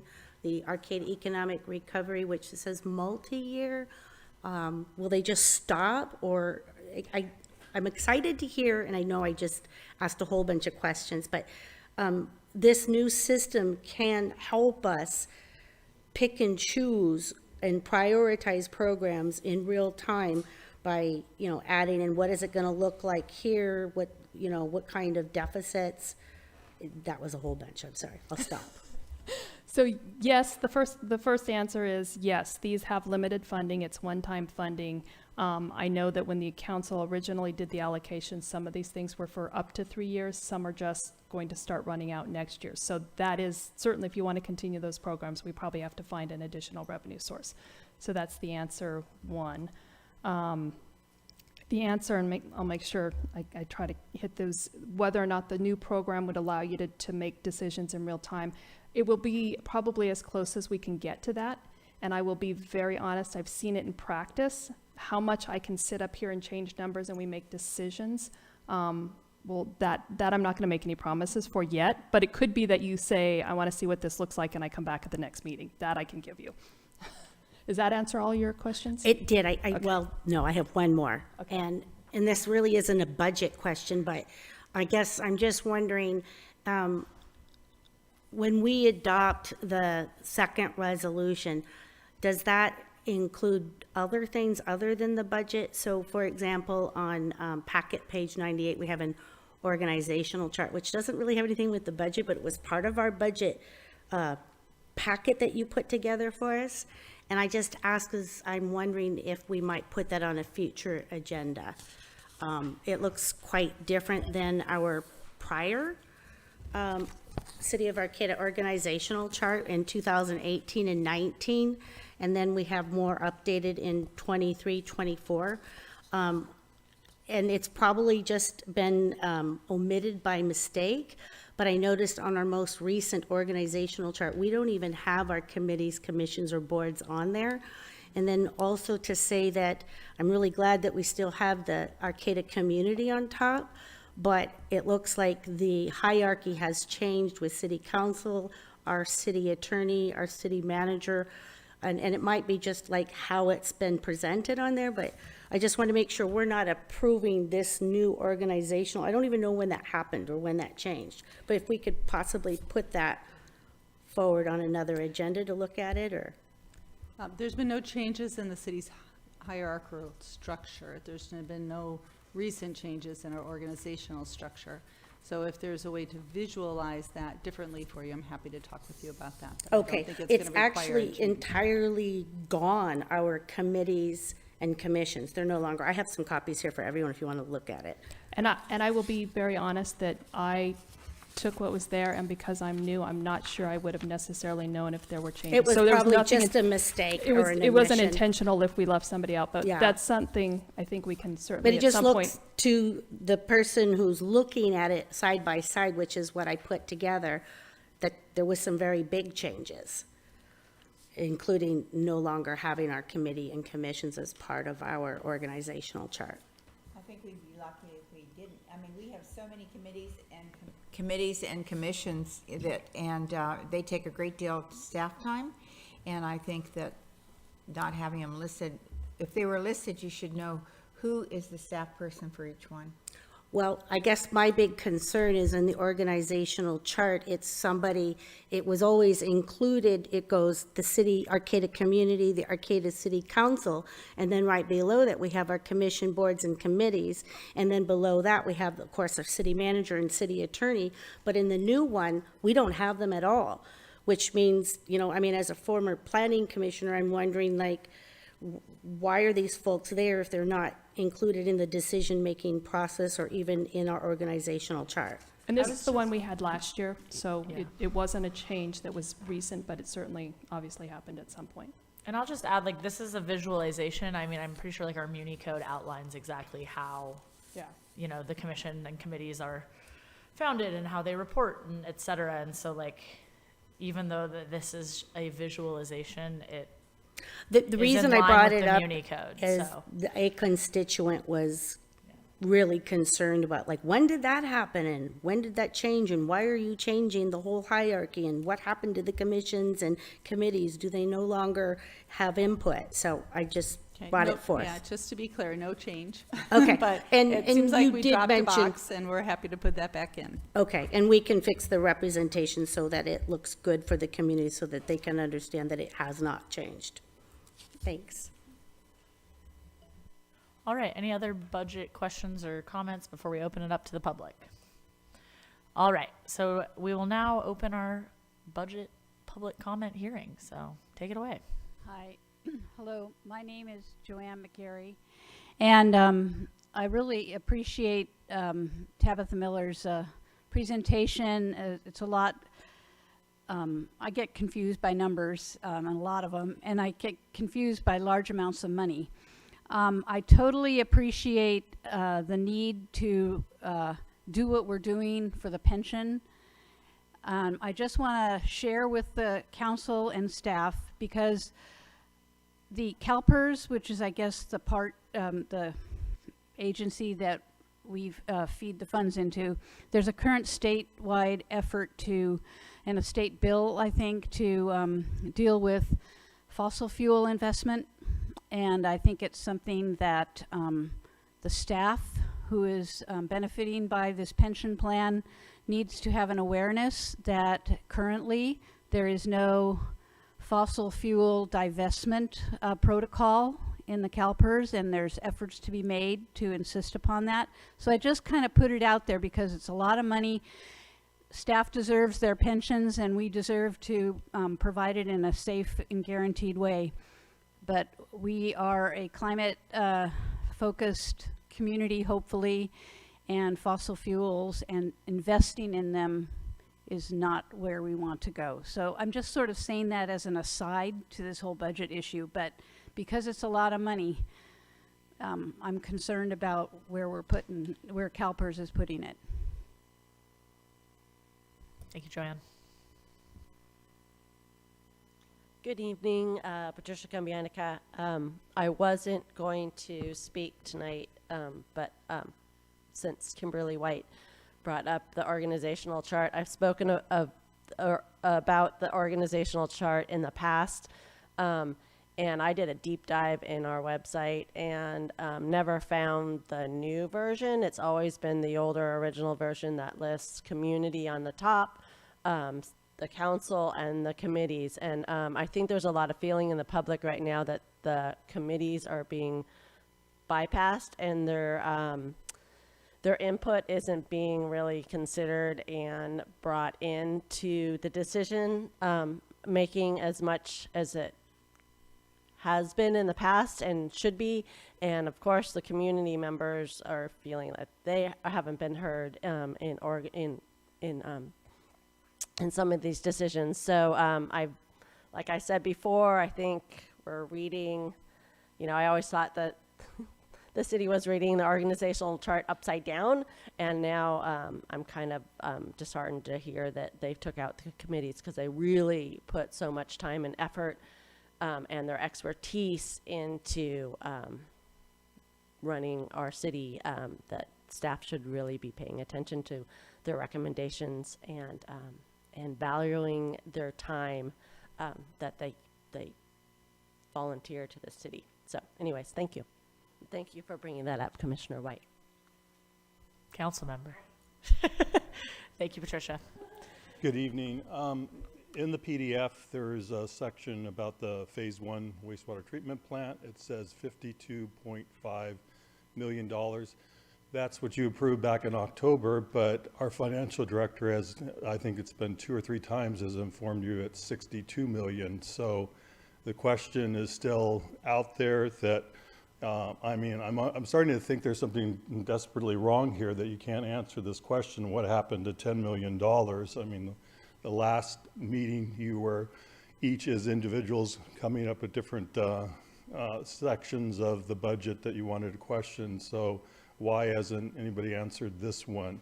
I'd also say that the Phase 1, clearly in the document, says that you're informing the public that you're charging the 8% increase in the waste and water, and that fee is for Phase 1, 2, and 3. I didn't even know there was a Phase 3 of the wastewater treatment plant. But then, obviously, you probably spent quite a bit of time about CalPERS and how you were going to take money from water, waste, general fund, and supplement that. So you have two competing interests there, and there was a document that was presented to the city, and so I wonder what your answer is to that. So there's a lot of questions about the wastewater treatment plant. You've gotten a grant, and you're basically a year or 2 out from that study. And I think what was interesting is your organization chart, which I think that a couple of people have quoted, but the public's supposed to be on top, and it doesn't feel like the public is in charge of the process in any way. And we can see that with the Planning Commission. Basically, we start a half an hour early now. We call it special sessions.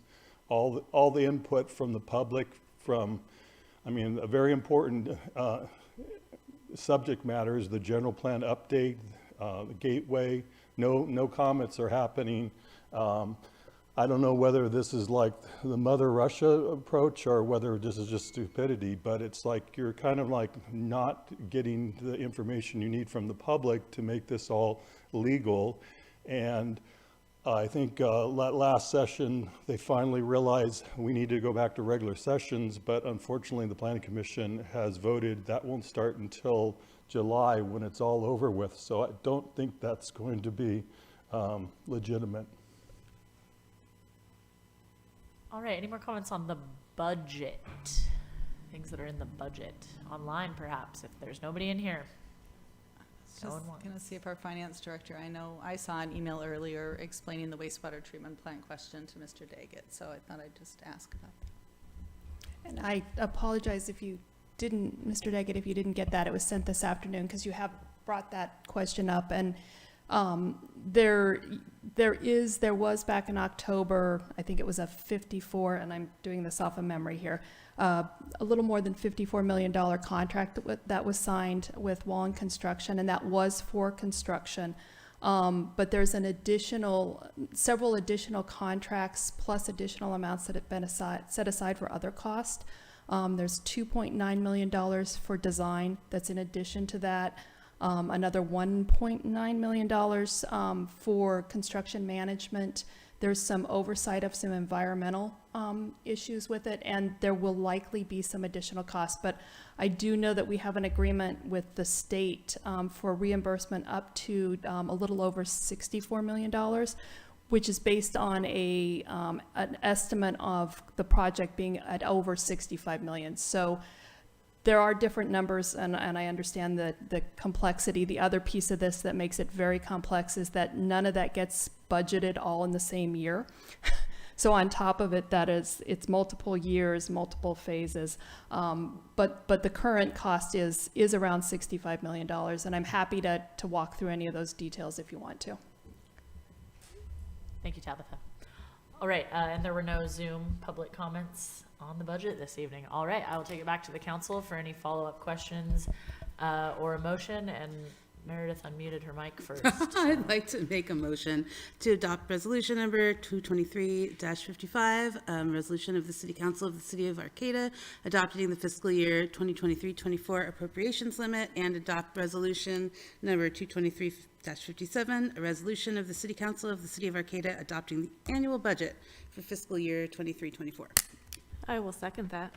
All right, so we have a motion and a second on the table. Are there any, I saw there was a thought here perhaps, so any other last minute thoughts or questions? Yeah, bear with me, this is my first time doing a budget.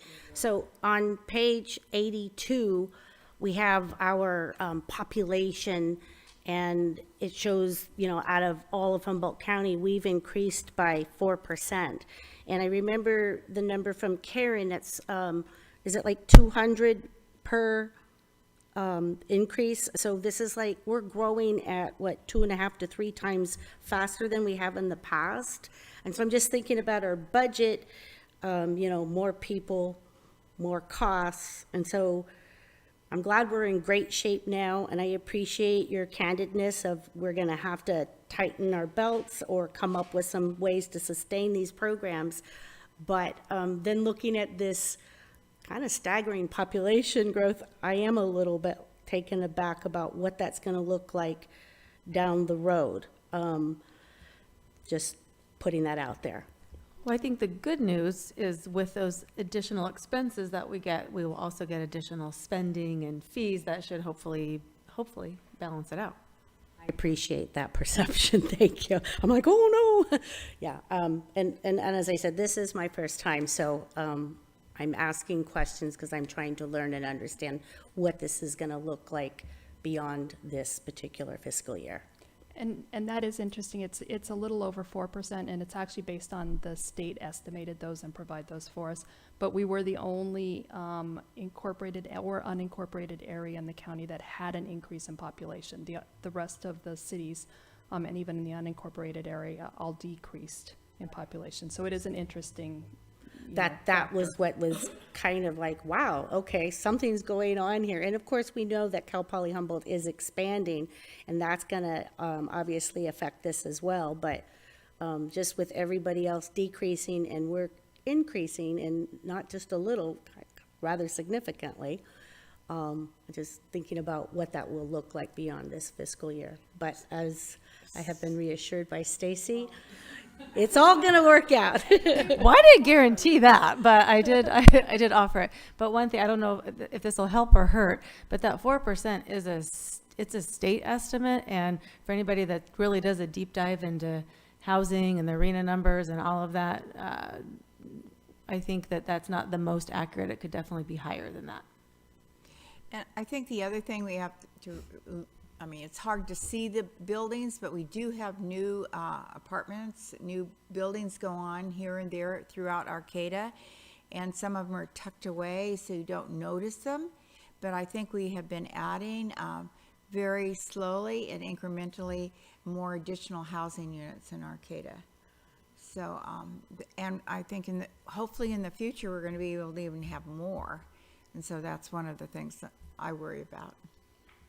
And one more piece before we maybe call for a vote, but like Tabitha was saying, and like we talked about last meeting, also having our transaction and use and looking at a possible tax measure of, again, a ways to bring in additional revenue, because we know that there are things that we want to fund and that we are growing and that we are going to need to bring in more revenue if we're going to be able to provide services to our community at the level that, people expect. So what does that look like? Will we have a study session possibly with them?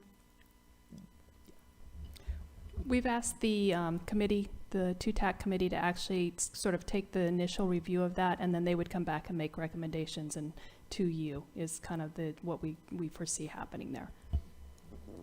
Thank you. And it'll take a little bit of time too, because they have a lot to absorb and to look at, because they haven't met in quite some time. But before things are ready to go on the ballot. All right. If there aren't any more questions or comments, we had a motion and a second, so we'll call the question and take a vote on that. So all in favor? Aye.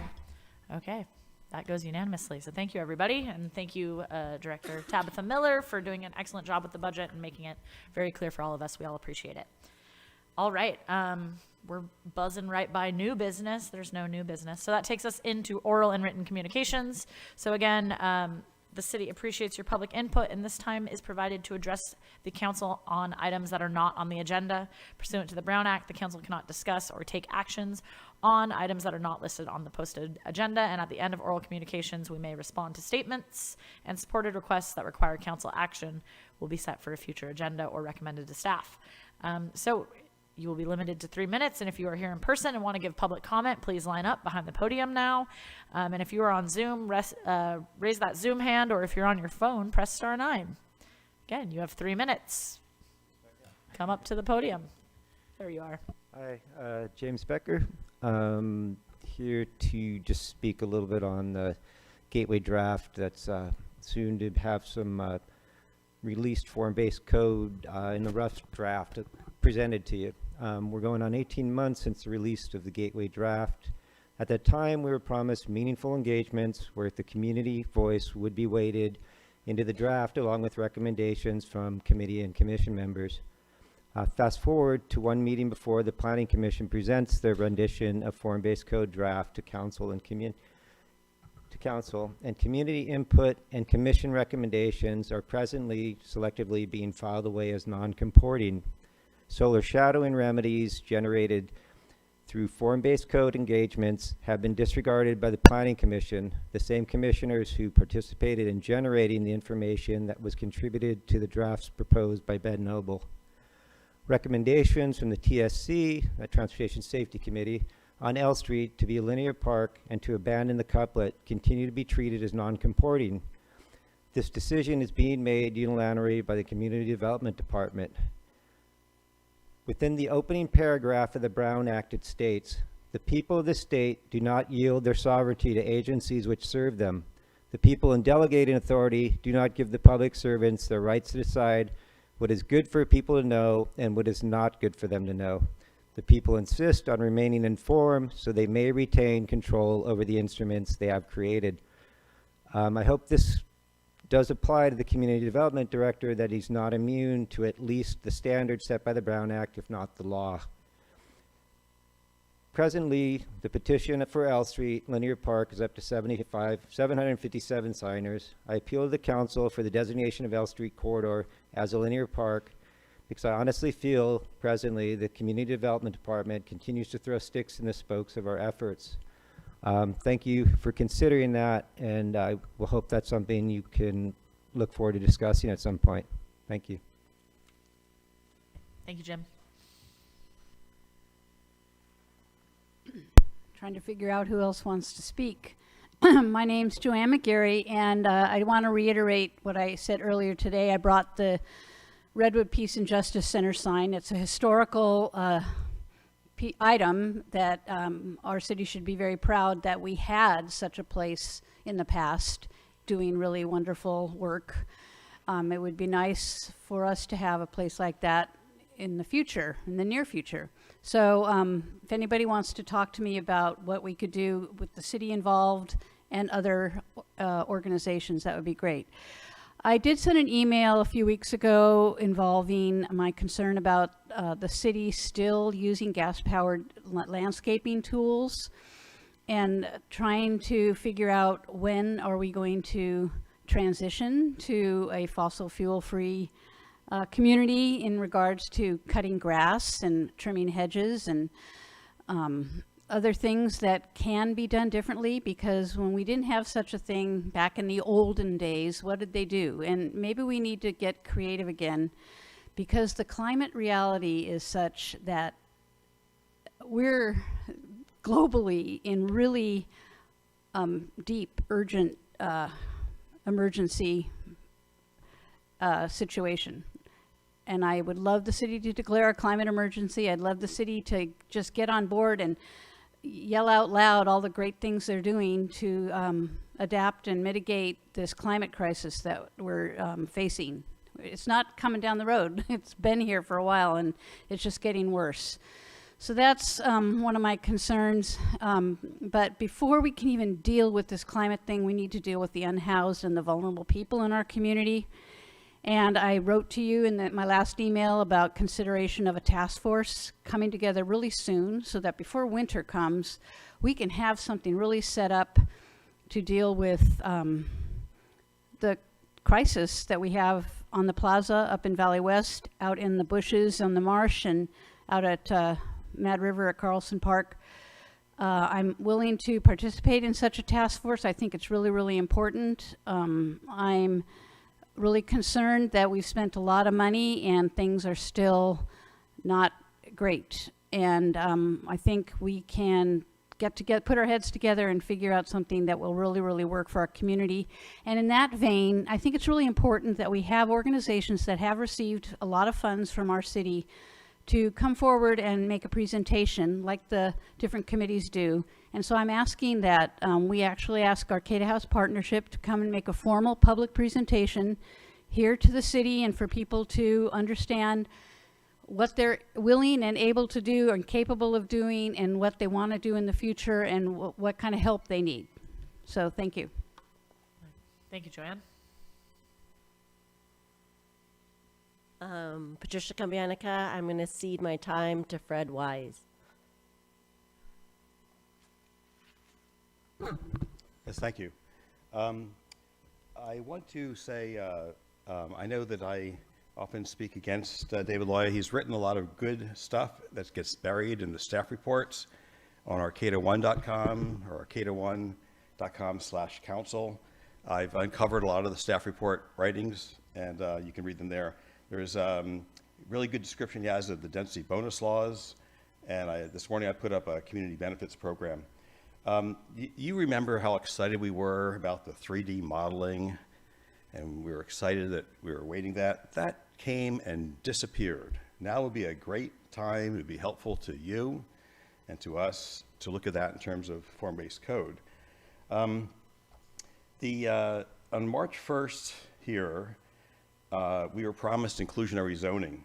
I urge you to read the article on arcata1.com about inclusionary zoning. What's there now, it just came in the form-based code. It doesn't resemble at all what inclusionary zoning is supposed to do. What's proposed is not really inclusionary zoning. I put up an article yesterday. It's gotten close to 100 views already on that.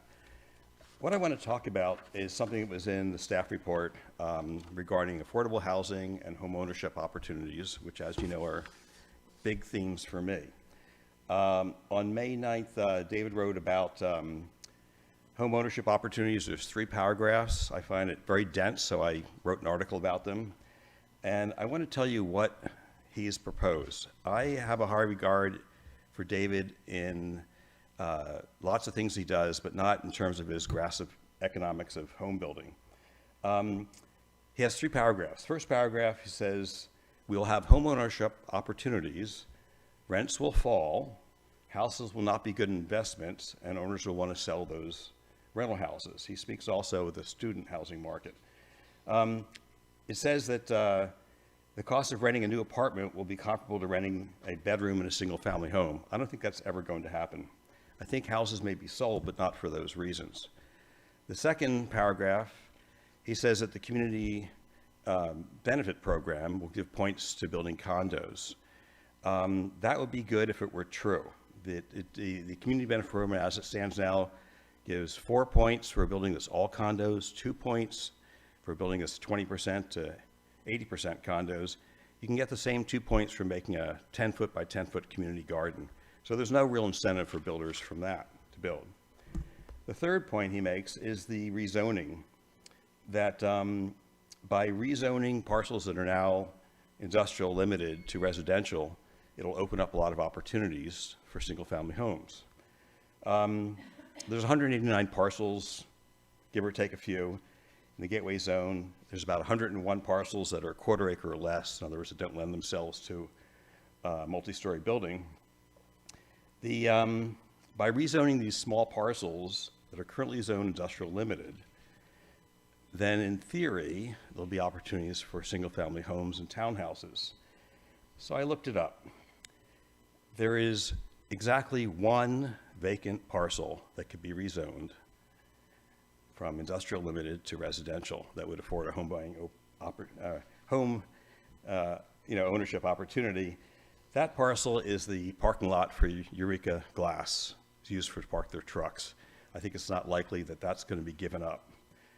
In other words, these home ownership opportunities that are described are not valid. I spoke to the council, or the commission rather, at the very beginning, and I said, we have to think outside the box. Any normal way of doing home ownership opportunities is just not going to work. Unfortunately, I don't mean be doom and gloom, but we have to come up with something new and different because the standard ways aren't happening. When I spoke earlier, I may have misspoken. I want to correct something. What I was talking about is a suggestion that's in the non-comporting table that the Creamery District be treated as a single district in the Gateway area. Right now, it's split among 3 different gateway zones. That suggestion is listed as showing as coming from a public member. It actually came from the Arcata Playhouse Group, signed by 23 citizens, including an architect, and was also suggested and promoted by the then chair, Julie Vasade-Elcock. The document says, the staff recommendation, is that these requirements will be conveyed in the form-based code instead of developing a new district. That has not happened. There's still a request for a new district specifically for the Creamery area. Again, I urge you to look at arcata1.com, articles about inclusionary zoning, about home ownership opportunities, about affordable housing. I always appreciate what you do, but we have a big task ahead of us with the draft coming your way. I look forward to your comments on that. Thanks. Thank you, Fred. The noise element is a subject matter that's dear to my heart that you've gotten a lot of information on in the last year and a half. It's gone to the council, it's gone to the city manager, it's gone to David. And basically, if I got to spell it out again, we have a large percentage of vehicles that are changing their emissions on their cars to sound like F-16s. And if you happen to be living on some of these streets, you're woken up at all very awkward times of the night, early mornings. I've given you information about studies, based in Europe because they're more concerned in the US, but the US is catching up, and it's quite a bit of studies of how premature deaths and people shaving off maybe 10 years. And it's pretty disappointing to see no action. I've been very patient to see something that's going to be done, and absolutely nothing's been done. And what really pissed me off this last planning commission meeting was that basically the sound, the noise element and the air element, they were not going to have time to even look at this. So, this is just unacceptable. And I guess they're blaming it on this time frame that just don't have time to take care of this. So I've basically have done everything when I read the law that I'm supposed to do. I've gone to all the different departments, I've asked for your help, and I've got nothing. So the next step, I guess, after, I've been giving you time because I know how complicated government is, but seeing what the hands that were shown to me by the Planning Commission, my only choice is to go to the state of California. So I will inform the state of California of the situation, and then you'll have to deal with them from the standpoint. I don't know how it's going to work out. Unfortunately, that's the way it's going to go, because I'm not the only one. Maybe I'm the person that shows up and is complaining about it, but there's a lot of people that I've talked to, and they say, yeah, I've changed my bedroom. I'm not on the front of the house. I go to the back. Yeah, I have to do all these things. They're not even aware there's a law that was basically passed by 2 governors, Brown and Newsom, about this whole subject matter. So it isn't just Arcata, it's throughout the whole state of California, and the legislative body and 2 governors felt that it was pretty serious, and they passed it. So what happened was cities that jumped on this right away and enforced it you know, they got it under control because the message was sent out to these car enthusiasts that they can't do this. And so unfortunately, we let it get out of control. So that's where we're at.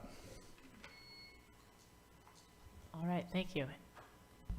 Any more comment in here? All right, take it to Zoom. All right, our first is a call-in user. Go ahead, call-in user.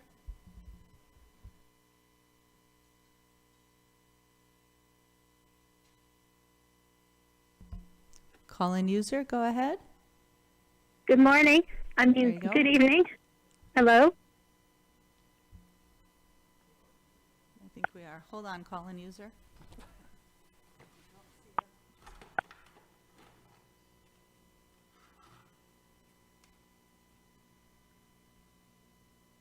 Good evening. Can you hear me? Go ahead. Yep, we can hear you now. Oh, good. Okay.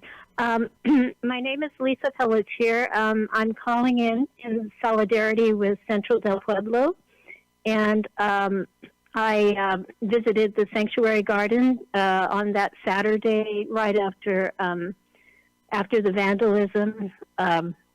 It was during the Oyster Fest, and I saw Councilmember Kimberly White there, and I heard that other council members had shown up the following Wednesday. And I just want to thank you. I want to thank you for showing up because I think that's really important. And I also want to thank you for allocating $5,000 to set up a security system. It's extremely important, and I think the city should make it a priority to find out who this individual is who is committing these crimes and to bring him to account. And, we many of us worked very hard on the sanctuary, to pass the sanctuary initiatives, and this makes a mockery of it. We got a sanctuary, we got the city council to pass the sanctuary ordinance, and then we got the county to pass the sanctuary ordinance. But it means nothing if these acts are allowed to continue and community members are being terrorized. So I just urge you to make this, get the police department to do everything in their power to catch this person and bring them to account, and to support the people in our community who are, living in fear and afraid to go to the garden. It's just not right. So thank you for your efforts, and we have to do better. We all have to do better as a community. Thank you very much. Bye-bye. Thank you, Lisa. All right, our next speaker is Sherry. Go ahead, Sherry. Hi, good evening. Here are some quotes from the Transportation Safety Committee's input given at their May 16, 2023 meeting regarding the K&L couplet. This committee opposes the L Street couplet and would like to see any reference to it removed. Removal of couplet in favor of a linear park through the L Street corridor. Eliminate all references to the K and L Street couplet. Despite the Transportation Safety Committee's numerous recommendations, staff continues to push the K and L couplet. The Community Development Director stated that he would update the draft general plan with all committee recommendations except for their recommendation against the couplet. My question is, do city committee guidelines state that it is acceptable for the Community Development Director to censor the committees or decide what committee input should be elevated to the Planning Commission and City Council? When questioned about this, the city manager said, the public's recourse is to bring it to the City Council when you review the draft gateway and draft general plan update. So the answer to my question is apparently yes. In opposition to the Brown Act, the Community Development Director can censor city committees with impunity. To quote from the Brown Act, the people in delegating authority do not give their public servants the right to decide what is good for the people to know and what is not good for them to know. Thank you. All right, thank you. Are there any more Zoom public comments? There is no additional Zoom comment. All right. That takes us to council and staff reports. Staff, are there any staff updates? All right. Karen, Yes. I was just wondering, did you have any updates on the motel bridge housing beyond what was in the Time Standard article by any chance? The motel housing out in Valley West. For Cal Poly. Oh, for Cal Poly? Yeah, yeah. They are, my update from Cal Poly is that, well, we had a liaison meeting, so a couple of you were there also. They're still refining their numbers. I think we can be guaranteed that they are going to be releasing the Comfort Inn. There is still a chance that they may be leasing another one. I don't think they will be leasing another 3. So you know, if you asked me to guess tonight, I'd say it might just be Comfort Inn. But the truth is, they're still refining those numbers, and they're reaching out to individuals that had indicated early on a request to assist with housing, but then have not responded again. They're still reaching out to those students before they completely release the potentials for those. But I think it will be substantially less than what we had originally thought in terms of impact. So I may have confused things because I was reading a letter on legislation that the mayor wrote, and then I had been told that there will only be the Comfort Inn this year. It doesn't mean that it will only be the Comfort Inn next year. But this year, it's only the Comfort Inn, is my understanding when I have spoken to the housing people. And I did send that out as a text message after I read the mayor's letter on legislation. So I included everybody, but not all the staff. So sorry for the rest of you out there. But I just wanted you to know that because I've been checking on that because I've been curious. Because it's something the visitor center has been asking, how many motels do you think you're going to have available next year? And they're very concerned about that as far as what they can advertise. And so I did let them know that we, as far as I know, and I believe it's true, that we'll only have the Comfort Inn. So if that helps at all, why I stirred this up and why you're wondering. No, it was in the timestamp. I was wondering if she had any updates beyond that. My update was yesterday. But that's a long time ago. All right, then we will come up here to council updates. Alex, you were already giving us updates, so we'll start with you and we'll move down this way. One of the things I've been thinking about is, and I've been asking for the housing meeting for quite some time, is about condominiums and how we can have condominiums in our communities and within the whole state for ownership within the state of California. So there is a way to actually do that, and I think that we have developers that are going to be interested in making that happen, and so I do see the possibility for condominiums in our future. And it's a program called OCIP. It's an insurance policy held by a property owner during construction or renovation of a property, which typically covers design and virtually all liability for construction projects. So it costs them additional money, but it's still within the ballpark of having a project work where you could have condominiums. So I've been asking a lot about that. I did send that off to some of you in the Housing Committee. I feel like one of the other things I thought was a good idea is the Planning Commission has decided to meet a half an hour earlier so that they are able to meet with all the public comment they've been receiving.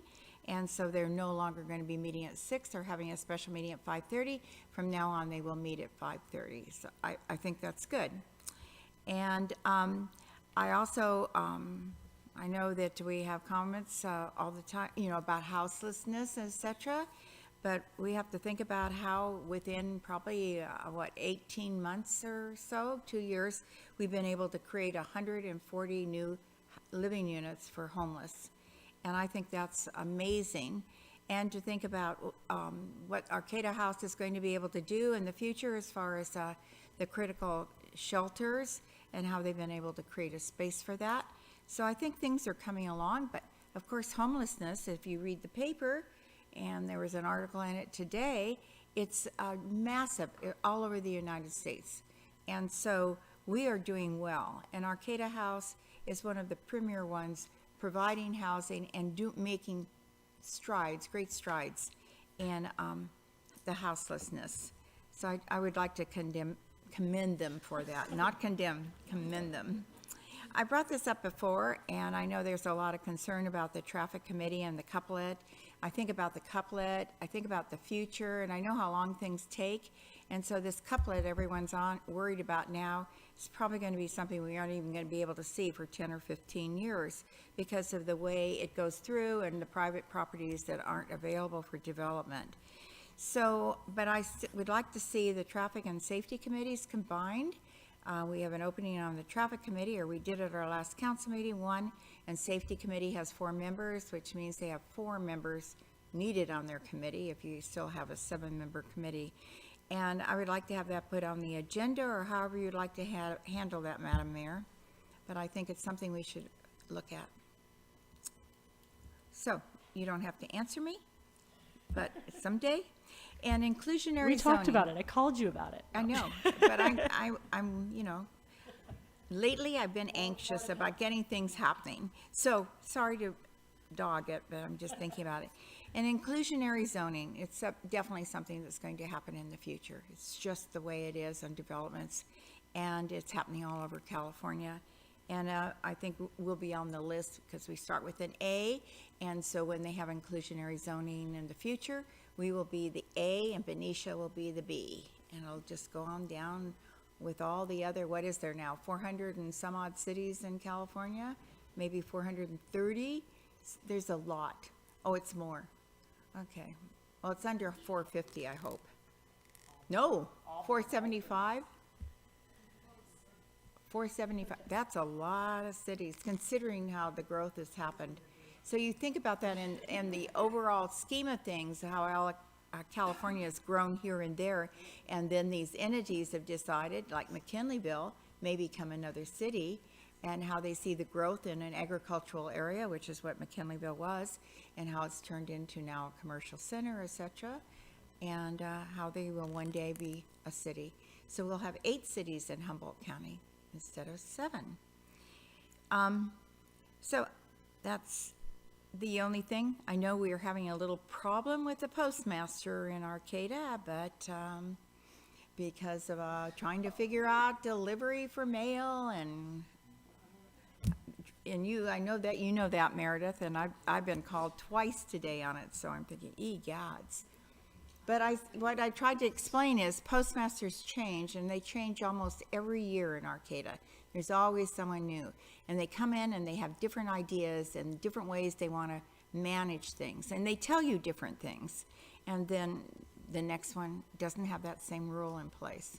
So hopefully it'll be easier in the future. All right. Always learning something new. Kimberly, please go ahead. Okay. I will stick to council report, but since we did deviate just a little bit, I'm just going to real quick jump in with one thing. Greg, I saw on the Nextdoor app yesterday an entire thread about a resident apparently who lives either on Spear or Alliance. He's 18. And apparently people were moved because he had the consideration to ask, like, hey, is there a good time that I can have some fun? Is there a good day? But apparently he's removed his muffler. He speeds up and down the street. And so there's a lot of people out there concerned about the noise. So I just wanted to let you know that you're not a lone wolf in that. I got to go to a climate conference, super excited, and I wanted to say to Joanne, it was jam-packed with information about climate justice and equity and resilience and a whole bunch more, but I wanted to respond to your concerns that I do have some ideas of how we can do some things locally. How we can do some things here locally. I know that you've been talking about how we might replace the gas mower and other ways that we can, act as if we are in a climate crisis, because we are. We had a ribbon cutting at the at the West Village Studios, and they have 78 units total, and there's currently about a little over 50 that are currently occupied. It was super exciting. I did attend a homeless housing working group today and did get some updates on the Grove, received some safe parking updates. So far, now we're at 93 individuals that are served. I did get to volunteer at Centro de Pueblo's garden on Saturday before I went to the climate conference. Let's see, what else? CUNA, Project of Playhouse Arts, had their 5th successful participatory budget project, which was at the Chamber of Commerce Visitor Center. Kuna has another upcoming participatory budget coming up at the West Village Studios, the new home key project. So that's super exciting. The students, excuse me, not the students, the residents are really excited to be able to engage and let their voices be heard about improvements for beautification and community connectivity in their community. Let's see, Kuna will be doing a community barbecue for both home key projects as well as Cal Poly Humboldt, however many hotels they have decided to use for their bridge housing. And so, what else? Oh, I'd like to wish everyone a happy summer solstice. And I think that's all I have for now. All right. So could I just add one thing? It's about condominium insurance. Okay. Well, I just think we could take a lead or think about it as far as insurance and how that affects housing, and especially housing for home ownership in the state of California. And I'm wondering if we can't actually start to address that with our legislators about condominium insurance and how we could make that better for more ownership housing. So that's my feeling. Sorry. Okay. I feel like my big fun meetings are always after our council meetings, but some looking forward, because it was brought up again tonight too. Our CEA will have an update on the climate action plan at our next meeting tomorrow. And so if you are interested in learning about that from the RCEA perspective, you could tune in on Zoom or come down to the Jefferson Community Center at 3:30. And then also some really exciting updates at RCEA on the Rural REN, the Resilient Energy Network, which is actually kind of like a Northern California multi-county program that RCEA has kind of been chosen as the lead agency on, which is super exciting. And so hopefully that funding is going through, and we will be working with other counties in Northern California on different energy resiliency projects, which is super exciting. And of course, it's budget season, so we're all adopting our budgets. And then Meredith and I attended the Cal Poly liaison meeting. Just a lot of great updates on just how they are doing on their different capital improvement projects. The one exciting takeaway I had is that the Trinity Hospital Children's Center will be open by the next school year. They're looking to open that up sometime in early August. I think August 7th was the date that they gave. So it's really exciting, the first of kind of these major improvements over there coming to fruition. And what they've done with the building at the old Trinity Hospital site is just, it's beautiful and it looks great. And so that will be a wonderful space for them to use there.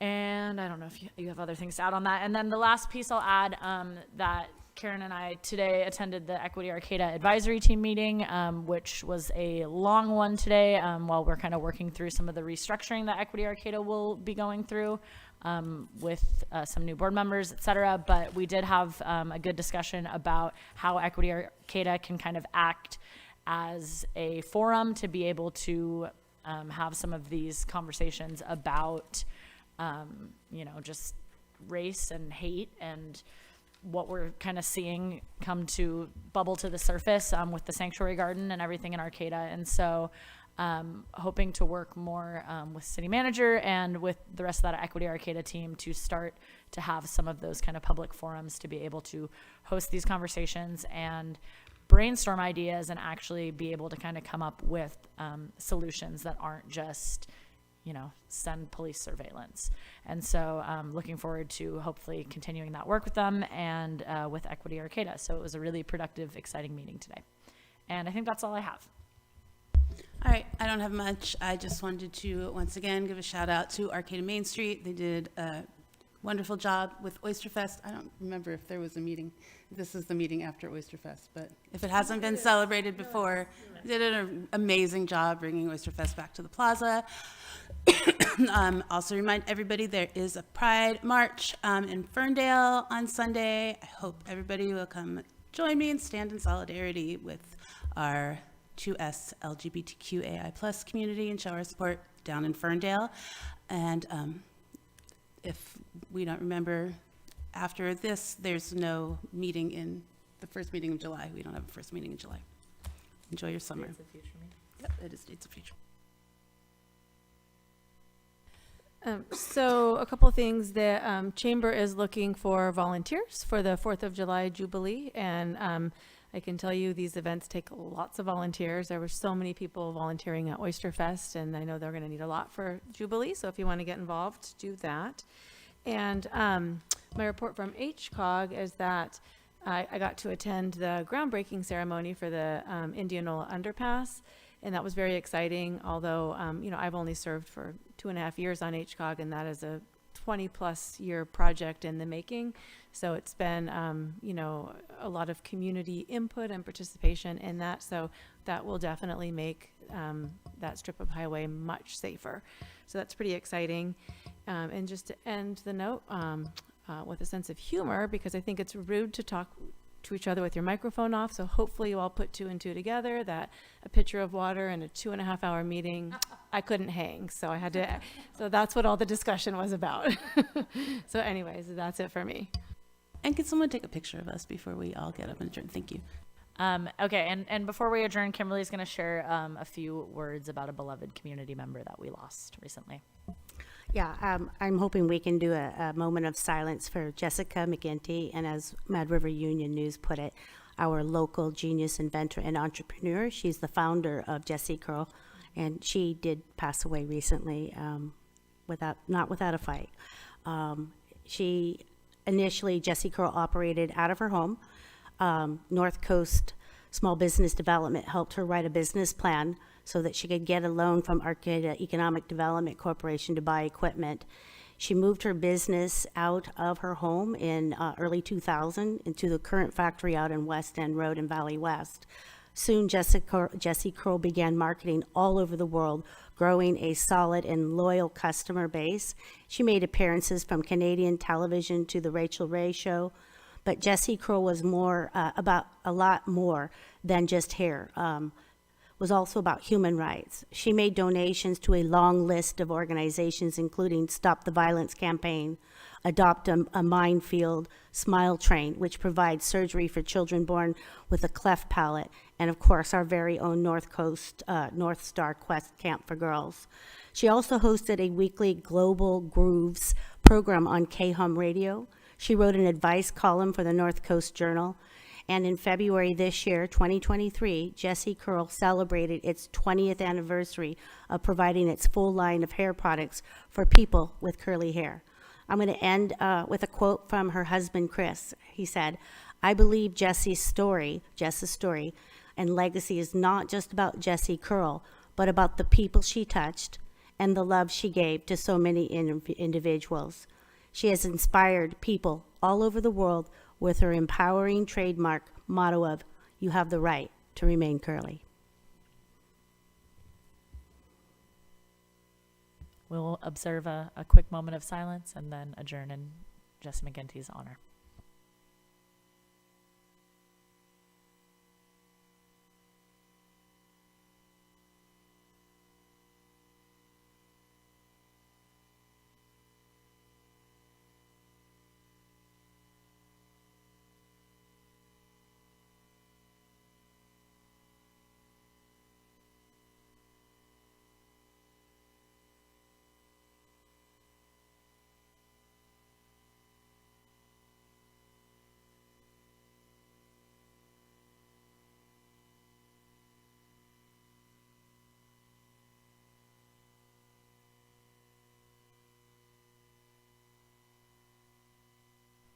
Thank you, everybody. We are adjourned.